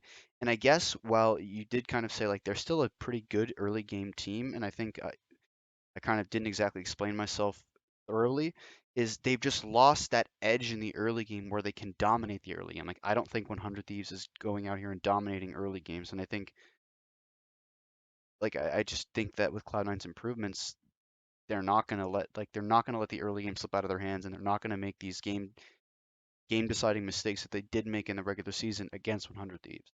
So I guess the difference for me and what you're saying there is that I don't have any. There's nothing that makes me believe Cloud9 won't let the early game slip. I think they've let the early game slip a lot lately. And I always say being proactive is better, and I do think they've been proactive. But some of the plays that they're going for just make no sense. I guess I didn't bring it up in the EG series, but do you remember how they're trying to dive set top against Impact? Like that's just an int play. That's an example there. Or Perks using the Rise ulti in the bot lane against TSM. Like they're just going to turn on you with Pantheon. Like those are plays that C9 are trying to make, but they're just giving away advantages by making these plays that you don't win. And so that's why, I first of all, I also think that 100 Thieves has been getting their own advantages, but also C9 has been giving away advantages. And so that's why I think there's a really big mismatch in the early game. And that's why I think in all 4 games, if matching my predictions, if it's a 3-1, that's why I think in all 4 games, I think 100 Thieves will have the lead, but their macro has been pretty lackluster, and their ability to force fights around Dragon with their on their terms and with their vision is where they've struggled, and that's why I think they're going to throw one, and that's why I give it 3-1 for 100 Thieves. I think that they will win the early game, but who knows? I've been wrong before. The other thing that I want to add as well is you talked about the top lane mismatch. I think some days looked a lot better in playoffs. I don't agree with them giving counter Oh, picking into Alfari every time, but like I did say, I did think that Someday still looked good despite the fact that he's counterpicking himself. And also Cloud9's been putting Fudge on like Tom Kench and stuff like that. I really don't know what to think about what they're going to pick for Fudge. Maybe they put him back on carries. It's hard to say because he's been kind of everywhere. no, But I get Fudge plays like the occasional I think he plays like one Tom Kench game a series, but for the most part, he's playing carries. Like he's playing Gangplank, whipped out the Gwen, he's played Jace. Like I don't know. I don't. Yeah, well. That's what I'm saying. I'm saying he's everywhere. I'm saying that he's Yeah. playing the Tom Kench. He's playing, I guess, Jace. He's playing Gnar. He's playing Gwen. Like that's kind of all over the place, if you ask me. And so I don't really know exactly what to think about the top lane matchup. But regardless, I don't think that it's a huge mismatch. If it's a gap in the favor of Fudge, I think it would be kind of similar. Whereas he gets a lane advantage against an Ornn where you're supposed to, and I don't really see it being much more than that. Yeah, I guess I just don't ever see Cloud9 opting into tank versus tank top lane, and I'll happily take Fudge in carry versus tank from Fudge's like Fudge playing the carry, and I'll happily take Fudge in the carry v carry matchup. Um, Hmm. yeah, I mean, I guess my only other thing would be in this series is like, just don't give either team OP jungle picks. Like, I would be really surprised if either team is like willingly giving up Zinzao or Diana unless they're trading for the other.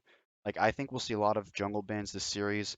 I think I'm gonna assume that we're gonna see like a lot of like tier 3 junglers come out in this series because I'm expecting high priority on Diana and Zinzao in the form of bans. Also Viego, and therefore I think we could see like people reach down at that champion pool. Like maybe we see, some Lee Olaf. Sin, maybe some Olaf, maybe some Trundle. I don't know, Both maybe of them play Olaf. We know that they're both Olaf players. yeah. But at the same time, I also think support sort of style like of top and mid have gone down. So when teams do pick Olaf, it's more of like we're playing with it's that like style of comp that 100 Thieves ran in Game 5 where they're just playing extremely early game oriented, and I don't think you can do that with either series and win. Should be a fun series, though. I'm I saying think that's 3-1 I think that's fair to Cloud9. say. Okay, that's what I was going to ask you. And Okay, so honestly, I was even more leaning, I was leaning more towards a 3-0 than a 3-2. Like really, okay, if I had to not pick 3-1 and say 3-0 or 3-2, I would have said 3-0 Cloud9. interesting, But I'll say 3-1 because I can. interesting. I okay, so we each got 3-1, but I got 100 T. You 100 T. You got C9. So then going to the finals, one of them will have to play Team Liquid. I think we're both going Team Liquid on this one. Is that fair to say? Well, oh God, Oh, hold on. I, Hey now. I'm not even gonna give a prediction because it's my prediction is gonna completely hinge on the series that Cloud9 plays against 100 Thieves. If Cloud9 plays a not so clean series but still wins, I'm gonna take Team Liquid, and if Cloud9 plays a good series, I'm gonna take Cloud9.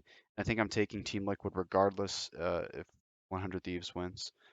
So I think more often than not, I'm picking Team Liquid. But if Cloud9 plays well against 100 Thieves, I'm going to take Cloud9. I am going to go back to my original prediction and say 3-0 for TL in the finals. Wow. Uh, I know, I know. No I way it's think a they're the best 3-0. team. But I how think is it going to be a 3-0? because I don't think that look, you got to remember for one that they threw a huge 12k gold lead. I don't expect that to happen again. Like that is a game where to me TL is definitely winning that game. And again, I don't like the way that they drafted into Alfari. I think that you can't just give him free counter pick all day long when he's blind picking. He's blind picking and then you're giving him the counter pick. I think that they got away with quite a bit there, and I do think that Santorin looked a little bit worse. Like I mentioned earlier, I think I expect a little bit more out of Santorin. I thought he was a little bit lackluster in that series. I think he'll be better, and I still think that TL is going to 3-0 that series against 100T. To me, I feel pretty confident, and maybe I'll be wrong, and maybe my opinion may change. But for now, I feel fairly confident in saying TL 1, 100 Thieves 2, and C9 3 in that order of power rankings. And if I'm wrong, I'm wrong. I've been wrong before, but that's how I feel about it at the moment.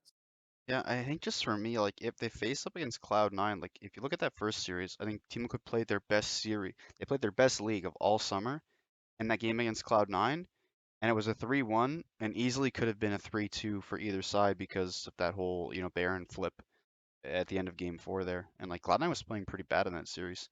And Yeah. I don't think they're playing insanely well right now, but I think they played better than they did against Team Liquid against EG and TSM. And obviously they're not as good as Team Liquid, obviously, but I just don't see winning 3-0. But you so hold on a second though, because I know you probably said this, but I just want to go back to it. If Cloud9 is playing, do you think Cloud9 is going to win though? Honestly, it's all for me. My prediction is going to hinge on Cloud9's performance. I think if it's like a Okay. 3-2 like slobber knocker between them and 100T, and like Cloud9 doesn't look very insane, I'll probably pick Team Liquid. But if Cloud9 looks insane, I'm gonna pick Cloud9 because Okay, I said okay. this last week. Cloud9, in my opinion, is the only team that could beat Team Liquid. I think if 100 Thieves is in the final, there's just no chance that they win. Okay, so I won't ask you for a score line then, but let's say they're not playing 100 Thieves. If they were to play right now, TL versus C9, who would you take? Not even a score line, just who would you take? Probably Team Liquid. 3-2. Okay, interesting. Interesting. Okay, do you want to move on to awards? Well, no, we have. Well, yes, but the awards you're referring to are the LCS split awards. Yes. So Fudge won FTX Most Improved Player on what got announced like last Tuesday. Yeah. I think that was kind of expected from what we discussed and what most people were talking about. Yep. Um, yeah, yeah, He was there's garbage to start, and he was great as the season went on. I think it's that simple. I don't have anything more to say other than that. yeah. And last up, I think they announced MVP. If they do it like they've been doing it in the past, it'll get announced on Saturday, sometime during the broadcast of the losers bracket finals, because that's when they normally do it. Is they announce it on the Saturday. Um, I think everybody believes it'll be Spica. Yep. But I still think it should be closer, in my opinion. Yeah, I think it should be Jizuke, but I think it will be Spica as well. I don't have that strong of an opinion on it. I just think that Jizuke, his pop off moments were definitely bigger than Spica's, in my opinion. Um, you could definitely at the start of the split. I don't want to just forget that Jizuke ran it down in week 1, but week 1 out of 9 is not enough to me to really hold a player back when he was as good as he was. And I thought that Spica's first half of summer split wasn't as impactful as people made it out to be. Now I know most people are going to disagree with me on that, and that's fine. I don't mind that if people disagree with me on that. I didn't think that I was really surprised when I heard his name being brought up mid mid-split that Spica was like MVP candidate, although I do think that his second half of the split was definitely worthy of that. So that's where it is for me. And then closer again, he was solid all split long. I would actually have him above Spica as well, and I would probably have Spica third in my MVP voting if I were to vote. But that's besides the point. I think most people are going to give it to Spica. Yeah, I think as of right now, last I remember, the people that are still in the MVP running are Spica, Closer, Jizuke, and Fudge. And if I did have to order it, in my books, I think I would put it Closer, Spica, Fudge, Jizuke. But again, in my opinion, I think that the there's a huge gap between 1, 2, and 3, 4 in terms of like MVP. And Interesting. then the way that I would weight Spica versus Closer, because I think the voting is going to be super, super close. I would probably put it around somewhere like a 55-45 or a 60-40. That's how I would put it in Closer's favor. But I do think that Spica is going to win by like a good portion, just because it just the way that the The all narrative pro is. team voting as Yeah, well kind yeah, of looks that exactly, way. exactly. And just the way that the narrative has been playing out, like since like week 6 or week 7 of the regular split, Yeah, regular usually season. the all pro voting does give you a little bit of a hint as to what to expect for MVP. So, anyway, let's get into our own awards, our Popoff Beansoup classics, if you will. Yep. You want to start or you want me to start? You can start because I'm gonna do mine in tandem. Core JJ Rel, baby. Let's go.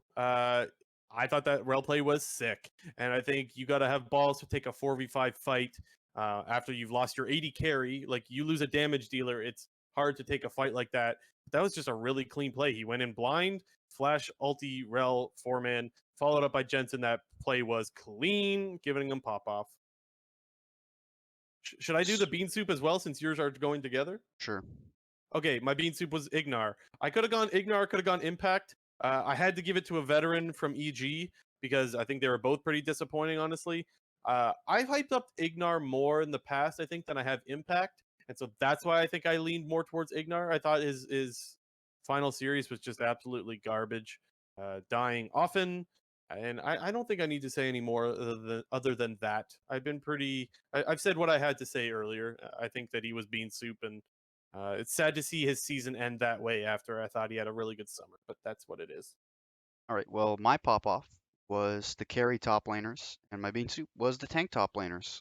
So Mm, my pop off kind of like Fudge Alfari, and my bean soup was Impact Someday. hmm. We obviously discussed this a lot at lengths, but you just can't be using your draft advantage in the form of top lane counter pick to pick a tank into a scaling carry. And Yep. yes, Jace is a scaling carry with the new items and whatnot. That's Um, less of a someday thing and more of a coach slash team drafting thing, though, right? I mean, still, but like, there's like, I highly, I mean, I highly doubt that someday is like, I mean, I hope for his sake, like, yeah, give me fucking Ornn and shit and whatnot, like into this carry player. Like, there's no, like, if this guy is actively asking for these matchups, the problem is even worse than I thought. That's just the classic meme. Yeah, Did I you don't know. see this Like, is totally off topic, but it's kind of relatable. Did you see the post from Solo saying like the best tweet will get like the tattoo on the inner part of his lip?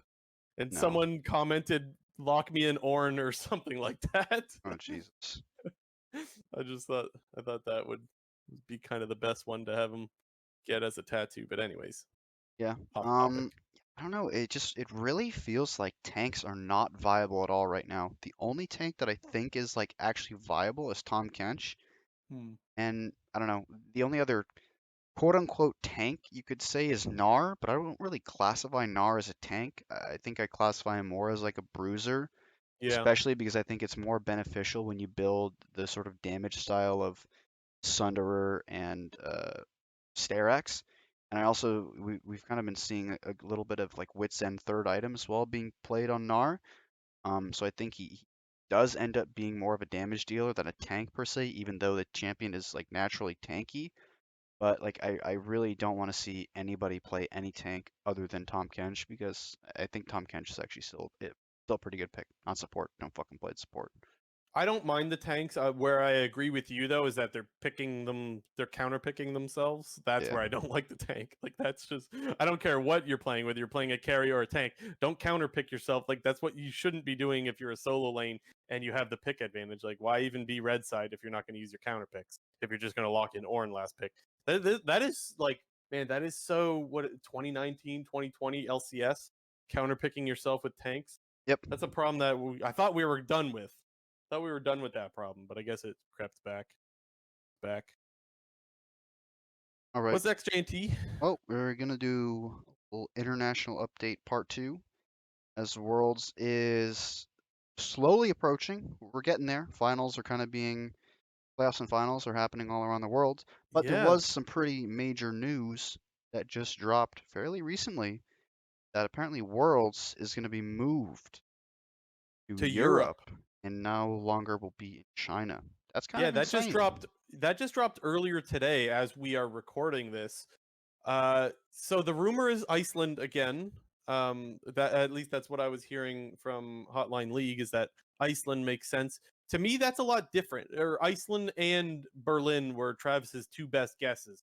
Uh, that makes sense to me, honestly, that you would go back to because who the hell knows what the hell COVID's going to look like? You could have some random outbreak all of a sudden, and then you know what I'm saying? Where it's like that's where you'll be happy if you're in Iceland to do that. Now, we don't know what the actual announcement is yet from Riot. They haven't made their announcement as to why they're doing this yet. Yeah. I guess there's rumors that they couldn't get their whole like crew or team or whatever um, in China. I don't know. I guess we'll have to wait for their announcement. But I think you could feel confident going back to Iceland, right? If you just did MSI there, why wouldn't you run back there again if it's COVID related? Wouldn't that make sense? Yeah, it does. I don't know what's the word. Like it does like there's some safety in that they just held the last international event in Iceland. With That no like problems, right? yeah, and that they could Or run it. major problems Yeah, anyway. that they could run it back there and like shit wouldn't be scuffed. Yeah. Like it's not like they had to make some like impromptu scuffed setup in a different country. It's like, oh no, the foundation's already there. We know what we're doing and just have to do it again. The only thing I care about is what does this mean for time zones? Like what time are these games at? And I don't think that answer is necessarily obvious because maybe they try to cater the times better to China No chance they because the do that. Worlds was supposed to be in China. I have no idea. Maybe it's just regular LEC time, which is like morning for North America, which is not bad. At least you don't have to watch games at like 4 a.m. and stay up till 10 a.m. Yeah. I don't know. That's a mess. We'll have to wait and see what the times look like, but I'll definitely be keeping my eye on that when if they announce that. Okay. Going on to the regions themselves. Um, we'll start out with LCK because Mhm. LCK finals are happening this Saturday at 4 in the morning, Eastern Standard Time. It's Damwon versus T1. Damwon 3-0'd Nongshim in the semifinals. T1 3-1 Genji in the semifinals. We're Mhm. having Faker versus Coma finals. Winner gets the 10th LCK championship. Yeah. Yeah, the first one Hog to get their airs. 10th is kind of hype. Yeah, I think that's really cool, honestly. I think that makes the series a lot more hype than if it were Gen G, honestly. And I'm a Gen G guy. I love Gen G, but let's be honest, this makes it a lot more hype, right? The storyline anyways.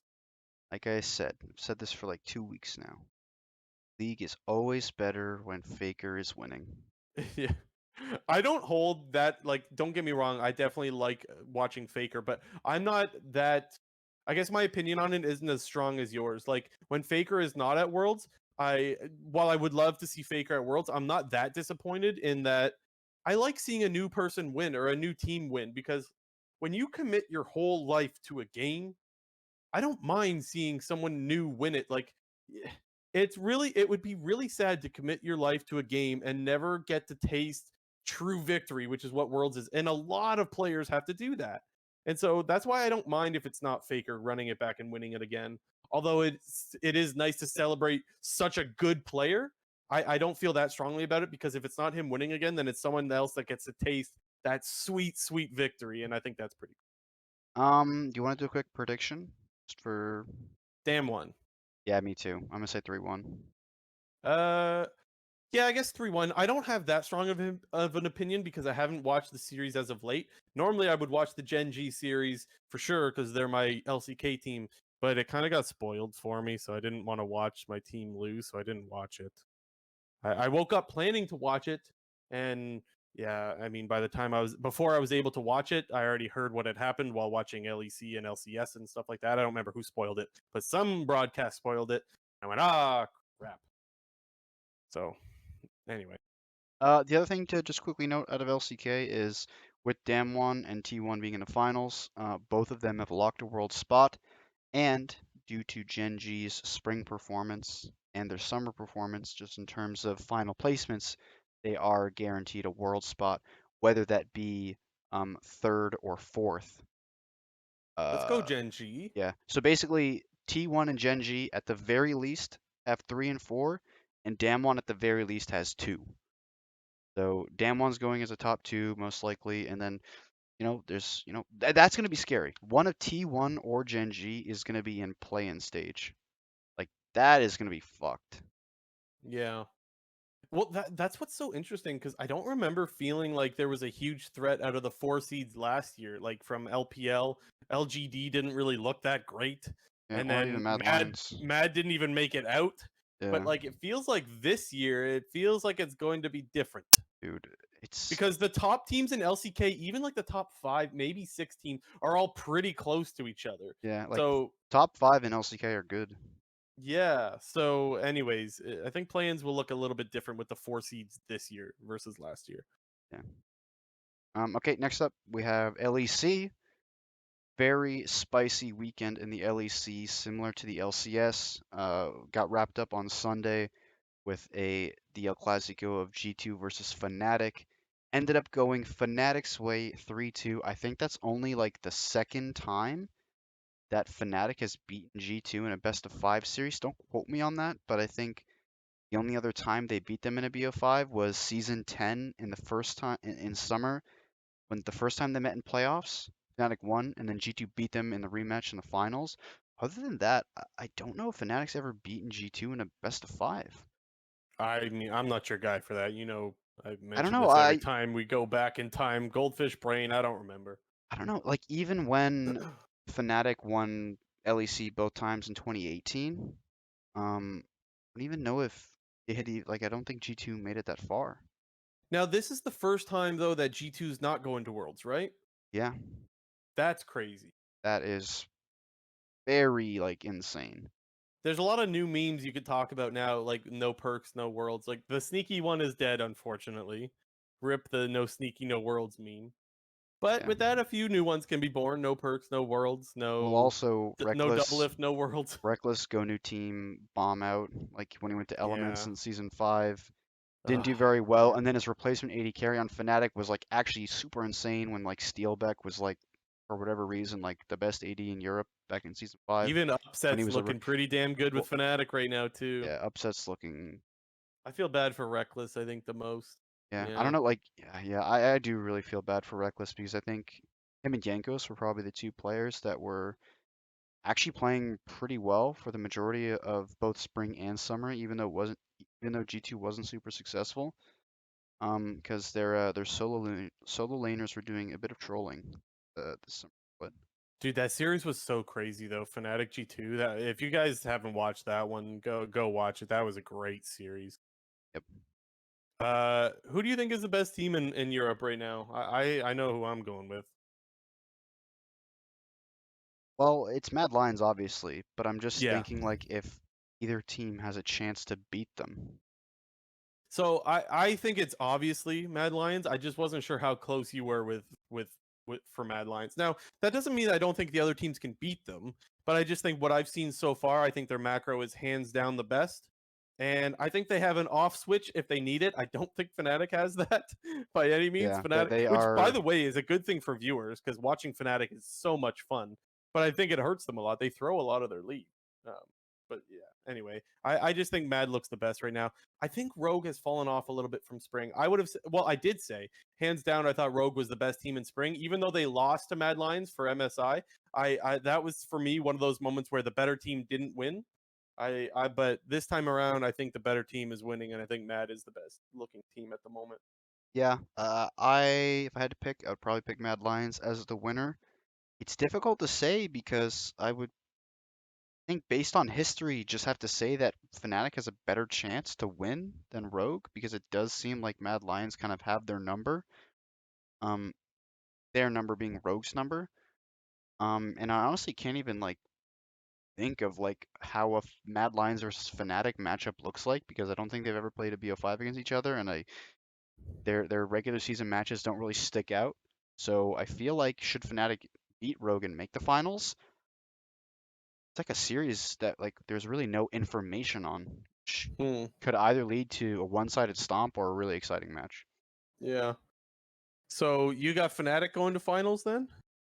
No, well, I just said if Fnatic were to make Okay. finals. I All think right. Rogue will still probably beat Fnatic, but I do think Fnatic probably has the better chance against Mad Lions. I have Rogue beating Fnatic as well, but I don't feel that confident in it. It really does Yeah, feel me like a neither. 50-50 for me. So I don't have a strong opinion on that. I do think Matt is going to win though. I think they're the best. And similar to the LCS format, Mad Lions, Rogue, and Fnatic are the three teams at Worlds. Positions obviously going to be decided by Yeah. the finals weekend, and LEC, LCS, like the schedules pretty much match up. LEC always happens right before LCS, 5 hours beforehand. So Yeah, both are Saturday, Sunday, and I believe the regular times. I can double check that, but it's just I believe five it's hours regular in times. advance.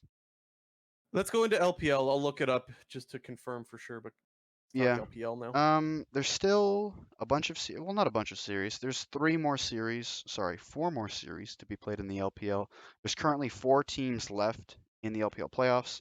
There's FPX and WE who are in the upper bracket finals, and then in losers bracket we have LNG and EDG. WE just very recently beat EDG in a best of 5, 3-2. Fairly surprising, similar to RNG, a team who was doing very, very well in the regular season, and he's basically been that number 2 team in the LPL for what feels like the entire year. They were the second best team behind RNG in Spring Split, and in Summer Split they were the second best team behind FPX. So we're gonna have to see if EDG can make their losers bracket run into finals to see if they can get some revenge on FPX because FPX was the ones that knocked them out in Spring Split playoffs last year, and we always know LPL is a banger. Uh, Yeah, I I gotta catch am up on LPL. I I'm haven't very watched enough. I'm scared of the LPL at Worlds. Yeah, me too. That's the only thing that I know is that I'm afraid of them. But I haven't watched enough to really have a strong opinion on who I think is going to take it. I'm not going to make any predictions for LPL. It would just be blind luck. I think Gotta be FPX will honest. win. I think they should have won in spring, but RNG played better on the day. Interesting. Another one of those where you think the better team didn't win. Yes, but Yeah. it's even hard to say that because like RNG like won MSI, and it's like yeah they looked really really good, but I also think FPX would have won. Hmm. Anyways, the LPL games start on Thursday. Yeah, Thursday at 5 a.m. Eastern. Opal That Gears. that would be 2 a.m. on the West Coast, so Pacific. And then Friday, same thing, same time. Friday on August 27th, WE plays FPX, and Thursday is the EDG LNG game. So yeah, and then just to confirm, the EU stuff and NA stuff is the same. Saturday, Sunday, regular times there. So yeah, And last up in our little international update was I don't even know if I would call it news because it's not necessarily news, but it's news to the people who don't know. And I'm one of those people. I didn't even know that the VCS they haven't even done a summer split.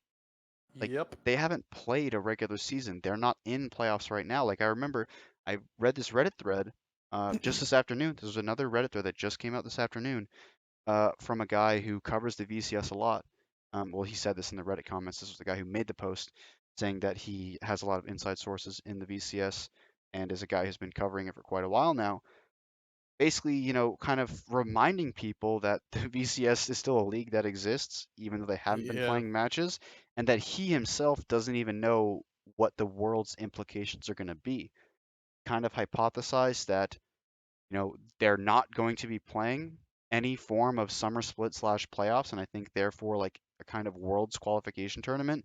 So the only options were to be the VCS won't attend, or if for whatever reason they sent their number 1 and 2 seeds from the spring split, which were Gigabyte Marines and the new whatever the new team name of the Fongvu Buffalo is, because I'm pretty sure that's what the other org is, but they've changed their name like 8 times since Oh, like I can't help you there. I don't quote me on the second one, but the first one was Gigabyte Marines. And I just gotta say a bit of an I told you so, because I did go on a little bit of a rant during the MSI times on how the VCS has kind of screwed things up at Worlds 2020 and MSI 2021. Not because it's their fault. COVID restrictions are a thing, and people should be Mhm. following the COVID protocols and whatnot. But it does sort of detract from the big international main products of the game in Worlds and MSI. And I think they did a good job in Worlds 2020 of finding a new format on the fly that ended up, I think, actually working really well with the 2 group 5 team play-in. But at MSI, we really saw some like unnecessary, terrible games because of the format where we saw RNG just Yeah. curb stomping Unicorns of Love and Pentanet for 8 games, like That's the way too biggest many. worry is what is the format going to look like? I guess they'll probably just make it look like last year. The idea has been floated around, and I'm not saying there's any truth to it. I haven't heard anything about it, but there is the rumor, or not. I wouldn't even call it a rumor, but people are throwing around the idea of what if North America and Europe get a fourth seed. This same thing happened last year, by the way. Well, The same rumor, okay, and it. well, I think that is the obvious answer, but I think another idea that I wouldn't even say has been floating around, but I read like when I was scrolling through the thread, I scrolled through quite a bit, and like 2 comments are basically saying like they should they should hold an additional stage of worlds before the playing stage and some just like rapid fire, like you take the fourth A team from play-in NA. for the play-ins. Yes, but no, but the thing you got to take into consideration is the VCS number 1 seed auto goes into the main stage of groups, and the VCS number 2 seed goes to play-in. So in a world where, like, let's say you take the 4 seed from NA, you take the 4 seed from EU, you take the 5 seed from China, and you take the 5 seed from Korea, put them, and you play a double round robin between those 4 teams. Like, for example, you're in a world's main group stage. So you have 4 teams in a group. Each team is going to play a total of 6 games. Team who finishes first in that group goes and fills that VCS 1 spot, which is therefore in the main stage of Worlds, and whoever finishes second goes into playing stage. So you're not I don't think necessarily. they're gonna do that, I don't honestly. think they're going to do that, but I want them to do that because that's way spicier than just removing 2 teams. I wonder what it would feel like if, let's say, you allow G2 or TSM to go to Worlds. I wonder how it would feel if one of those teams ended up beating you in an important game, and how salty you would be, seeing as these teams did not qualify for Worlds. I feel like that's a problem right there. Um, Yeah, but that's I why don't know. I think some sort of additional stage makes more sense because it does feel like you kind of earned your spot as opposed to being given it. Because I don't think that like because I do think that the LPL and the LCK are better regions than EU and NA. So I think the 5th seeds from LPL LCK should be given the chance to fight against the 4th seeds of the LCS and the LEC if they wanted to do that. In my opinion, I think the only routes to go are lose 2 teams or you play some sort of qualification for those remaining 2 seeds. I don't ever see a world because I do think you are right in the sense that like you can't just give a spot to somebody. Like I feel like they have Yeah. to earn it at least a little bit. I'm not for that, but I guess I would maybe be able to be swayed. I don't feel strongly about it, but my initial thoughts are I'm not for it.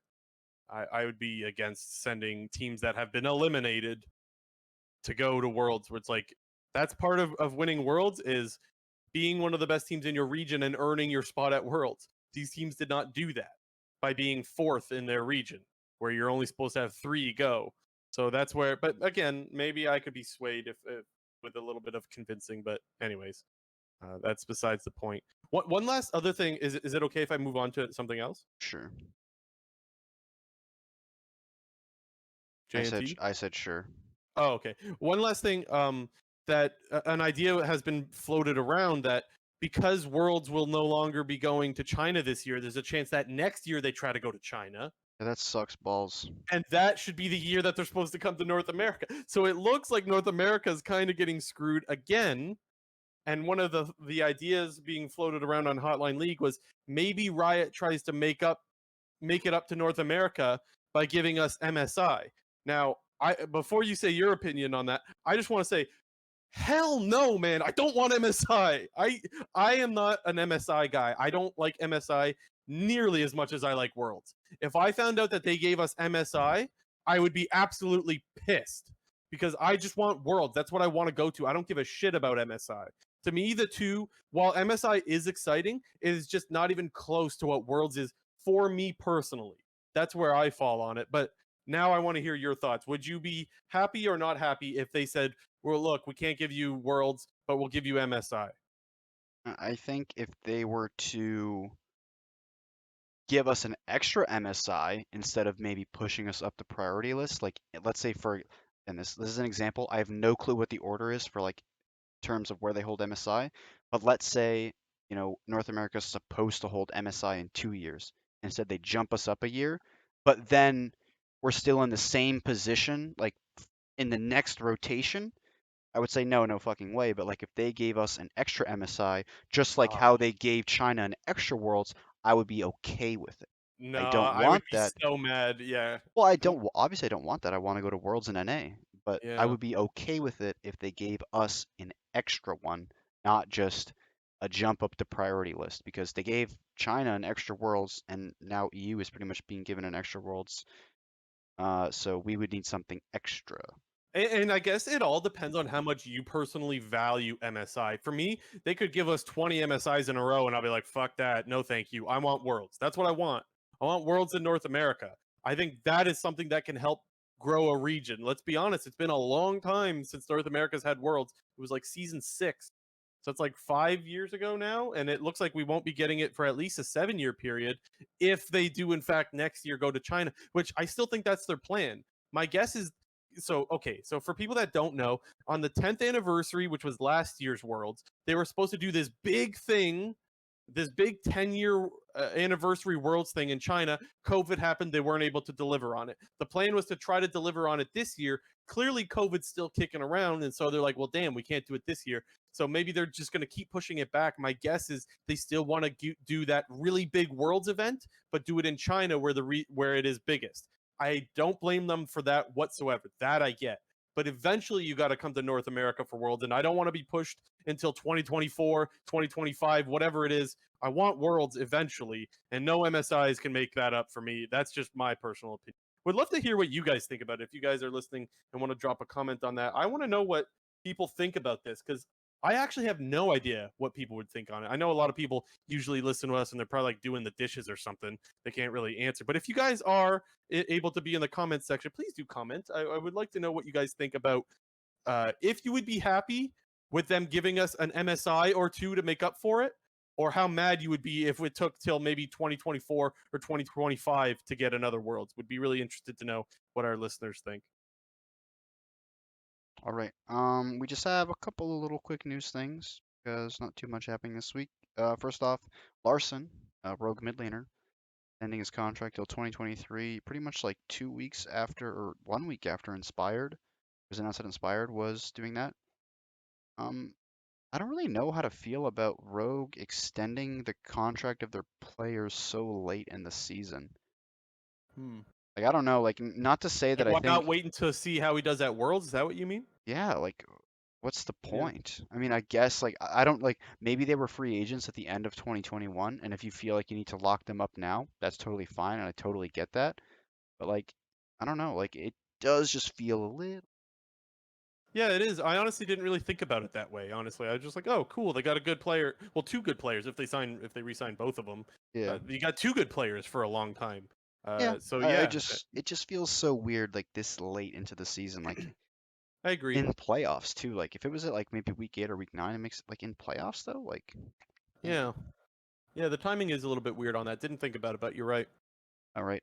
Next up, Team Liquid won Academy Worlds. They beat out Cloud9 in a pretty banger series. So what makes it Worlds anymore? Is it just North American team? Like, Well, if because there's no other region in the world has Academy. Like so it like was it's it so was all funny. classified as Academy, but North America is the only region that still classifies it as Academy. So they just made up this like bullshit thing 2 years ago. Like, oh, it's Academy Worlds because we're the only Because org that has Academy. so you were the one that got me watching. I didn't even know it was happening. You messaged me. I was like, "Oh, cool, I'll watch it." And as I'm watching it, I hear Crumbs say like they win Academy Worlds, and I'm like, "Worlds?" Like that's a funny way of putting it. Hey, they're Like they're I guess grasping at straws here, like it's it's NA. not wrong. Yeah, it's still a little bit misleading though. But anyways, that was against C9, and the only thing interesting that I saw, because I only watched Game 5, was top laner C9. What the hell is it? Darshan Darshan. locked in Tryndamere in Game 5, I and saw, dude. I didn't. I watched game 3 and part of game 4, and then I like watched the. I saw the post thread match after, and was like, Darshan locked in Tryndamere in game 5. What the fuck's that about? yeah, I saw the very end of Game 4. It was actually really hype. It was like a kind of a backdoor, kind of not. I can't really explain it, but anyways, hooray! Team Liquid Academy World Champs? Question mark. All right. Eh, Last up, after the sort of EU Worlds news dropped, Doublelift actually put out a tweet, kind of as like a somewhat follow-up to his update video, where he was talking about how he's gonna take a break from League and wanted to sort of find the passion to play again and not just mindlessly stream it on solo queue, or mindlessly stream in a solo queue, but with the idea of Worlds going to EU, Doublelift teased the possibility of going to EU to stream. yeah, cool. I don't really have too many other thoughts about it. I think it's pretty sweet. I think there's a chance now. I don't know. We don't know where it is yet, but there's a chance that Doublelift might be able to do some content with some players and stuff like that if he's over there while Worlds is happening. Especially if one of the players gets knocked out. I'm sure that maybe during some of his streams he could have some players on and do some interesting things. So I guess I'm just interested to see what he's got in mind, because I don't think you just go over to Europe just to do solo queue. I mean, maybe that's what he's doing. I don't know. We'll see what he has, what ideas he has. There's always a lot of content and therefore money to be made when anybody is streaming solo queue matches that involve like world caliber players. Like I feel like streaming from like pro players during worlds and international boot camps has been on the decline. Go back and like to the old days of like when Cloud9 with like Sneaky, Meteos, and Jensen were like actually streaming a lot, and they would stream at like their international boot camps, and that was always like hilarious. Like the first one they did with Rush was also super funny. But now it feels like there's a lot less streaming going on with like big time players across all regions. And I think, it would just be very entertaining to watch if Doublelift was over in EU playing a solo queue match with a bunch of like insane pro players. And like Yeah. he would just get a lot like financially it just makes sense if that's what he wants to do and feels like he'll have the passion to play and doesn't feel like he's just like it's like a mind numbing job, because that's kind of how he described it, was like that was his job and he wasn't enjoying it. So I feel like as long as he enjoys it, I feel like he should just go do it because he's guaranteed to make a lot of money out there with a ton of viewers. I'll just also add that Meteos replied to his tweet saying, "Let's do it."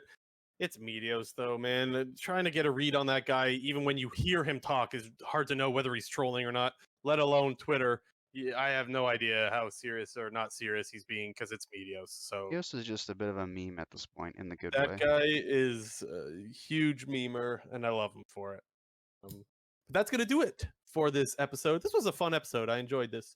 Lots of Too. stuff going on. This is man, it's getting exciting, right? Worlds is coming. This is the exciting time of year, and so yeah, I mean, I think it's normal to start to get excited now that we know who's going to Worlds and the finals are happening in all these regions. The series have been really good between the hype teams. Like C9 TSM was great. Fnatic G2 was great. Like it's just it's such a good time to be a league fan. Um, uh, Remember, guys, as I always try to remind you, subscribe if you have not. Also, hit the like button and comment, because that stuff seems to actually help a lot more. I mean, I knew it helped, but the comments helped us a lot this past week. We saw a good jump in our viewership. So if you have the time, please drop a comment and like and all that stuff. You know, it helps us very much. Any last shout outs, JNT? No, Go follow JNT on Twitter. I don't Haven't need the shouted Twitter followers. out in a while. Why not? Honestly, well, because here's the deal. Like, we're gonna reach in a certain point in like 2.5 weeks where I'm gonna start like Tweeting either, about football. yes, I'm either gonna start like posting, uh, I'm not gonna say that actually. I'm gonna start posting cancerous stuff on Twitter about the New York Jets if they're playing bad. And for whatever reason, if they're actually good, you'll also be seeing a bunch of cancerous stuff on that.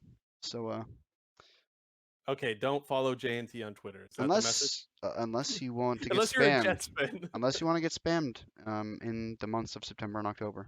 Okay, we're blabbing on for quite a while here. Thanks so much for coming back every week, guys. We apologize that we can't do live shows. We will start doing them probably in a few weeks, maybe around Worlds. That's still to be determined, but we will update you on Twitter. I will tweet out when we are about to go live again. But for the next couple of weeks, expect recordings.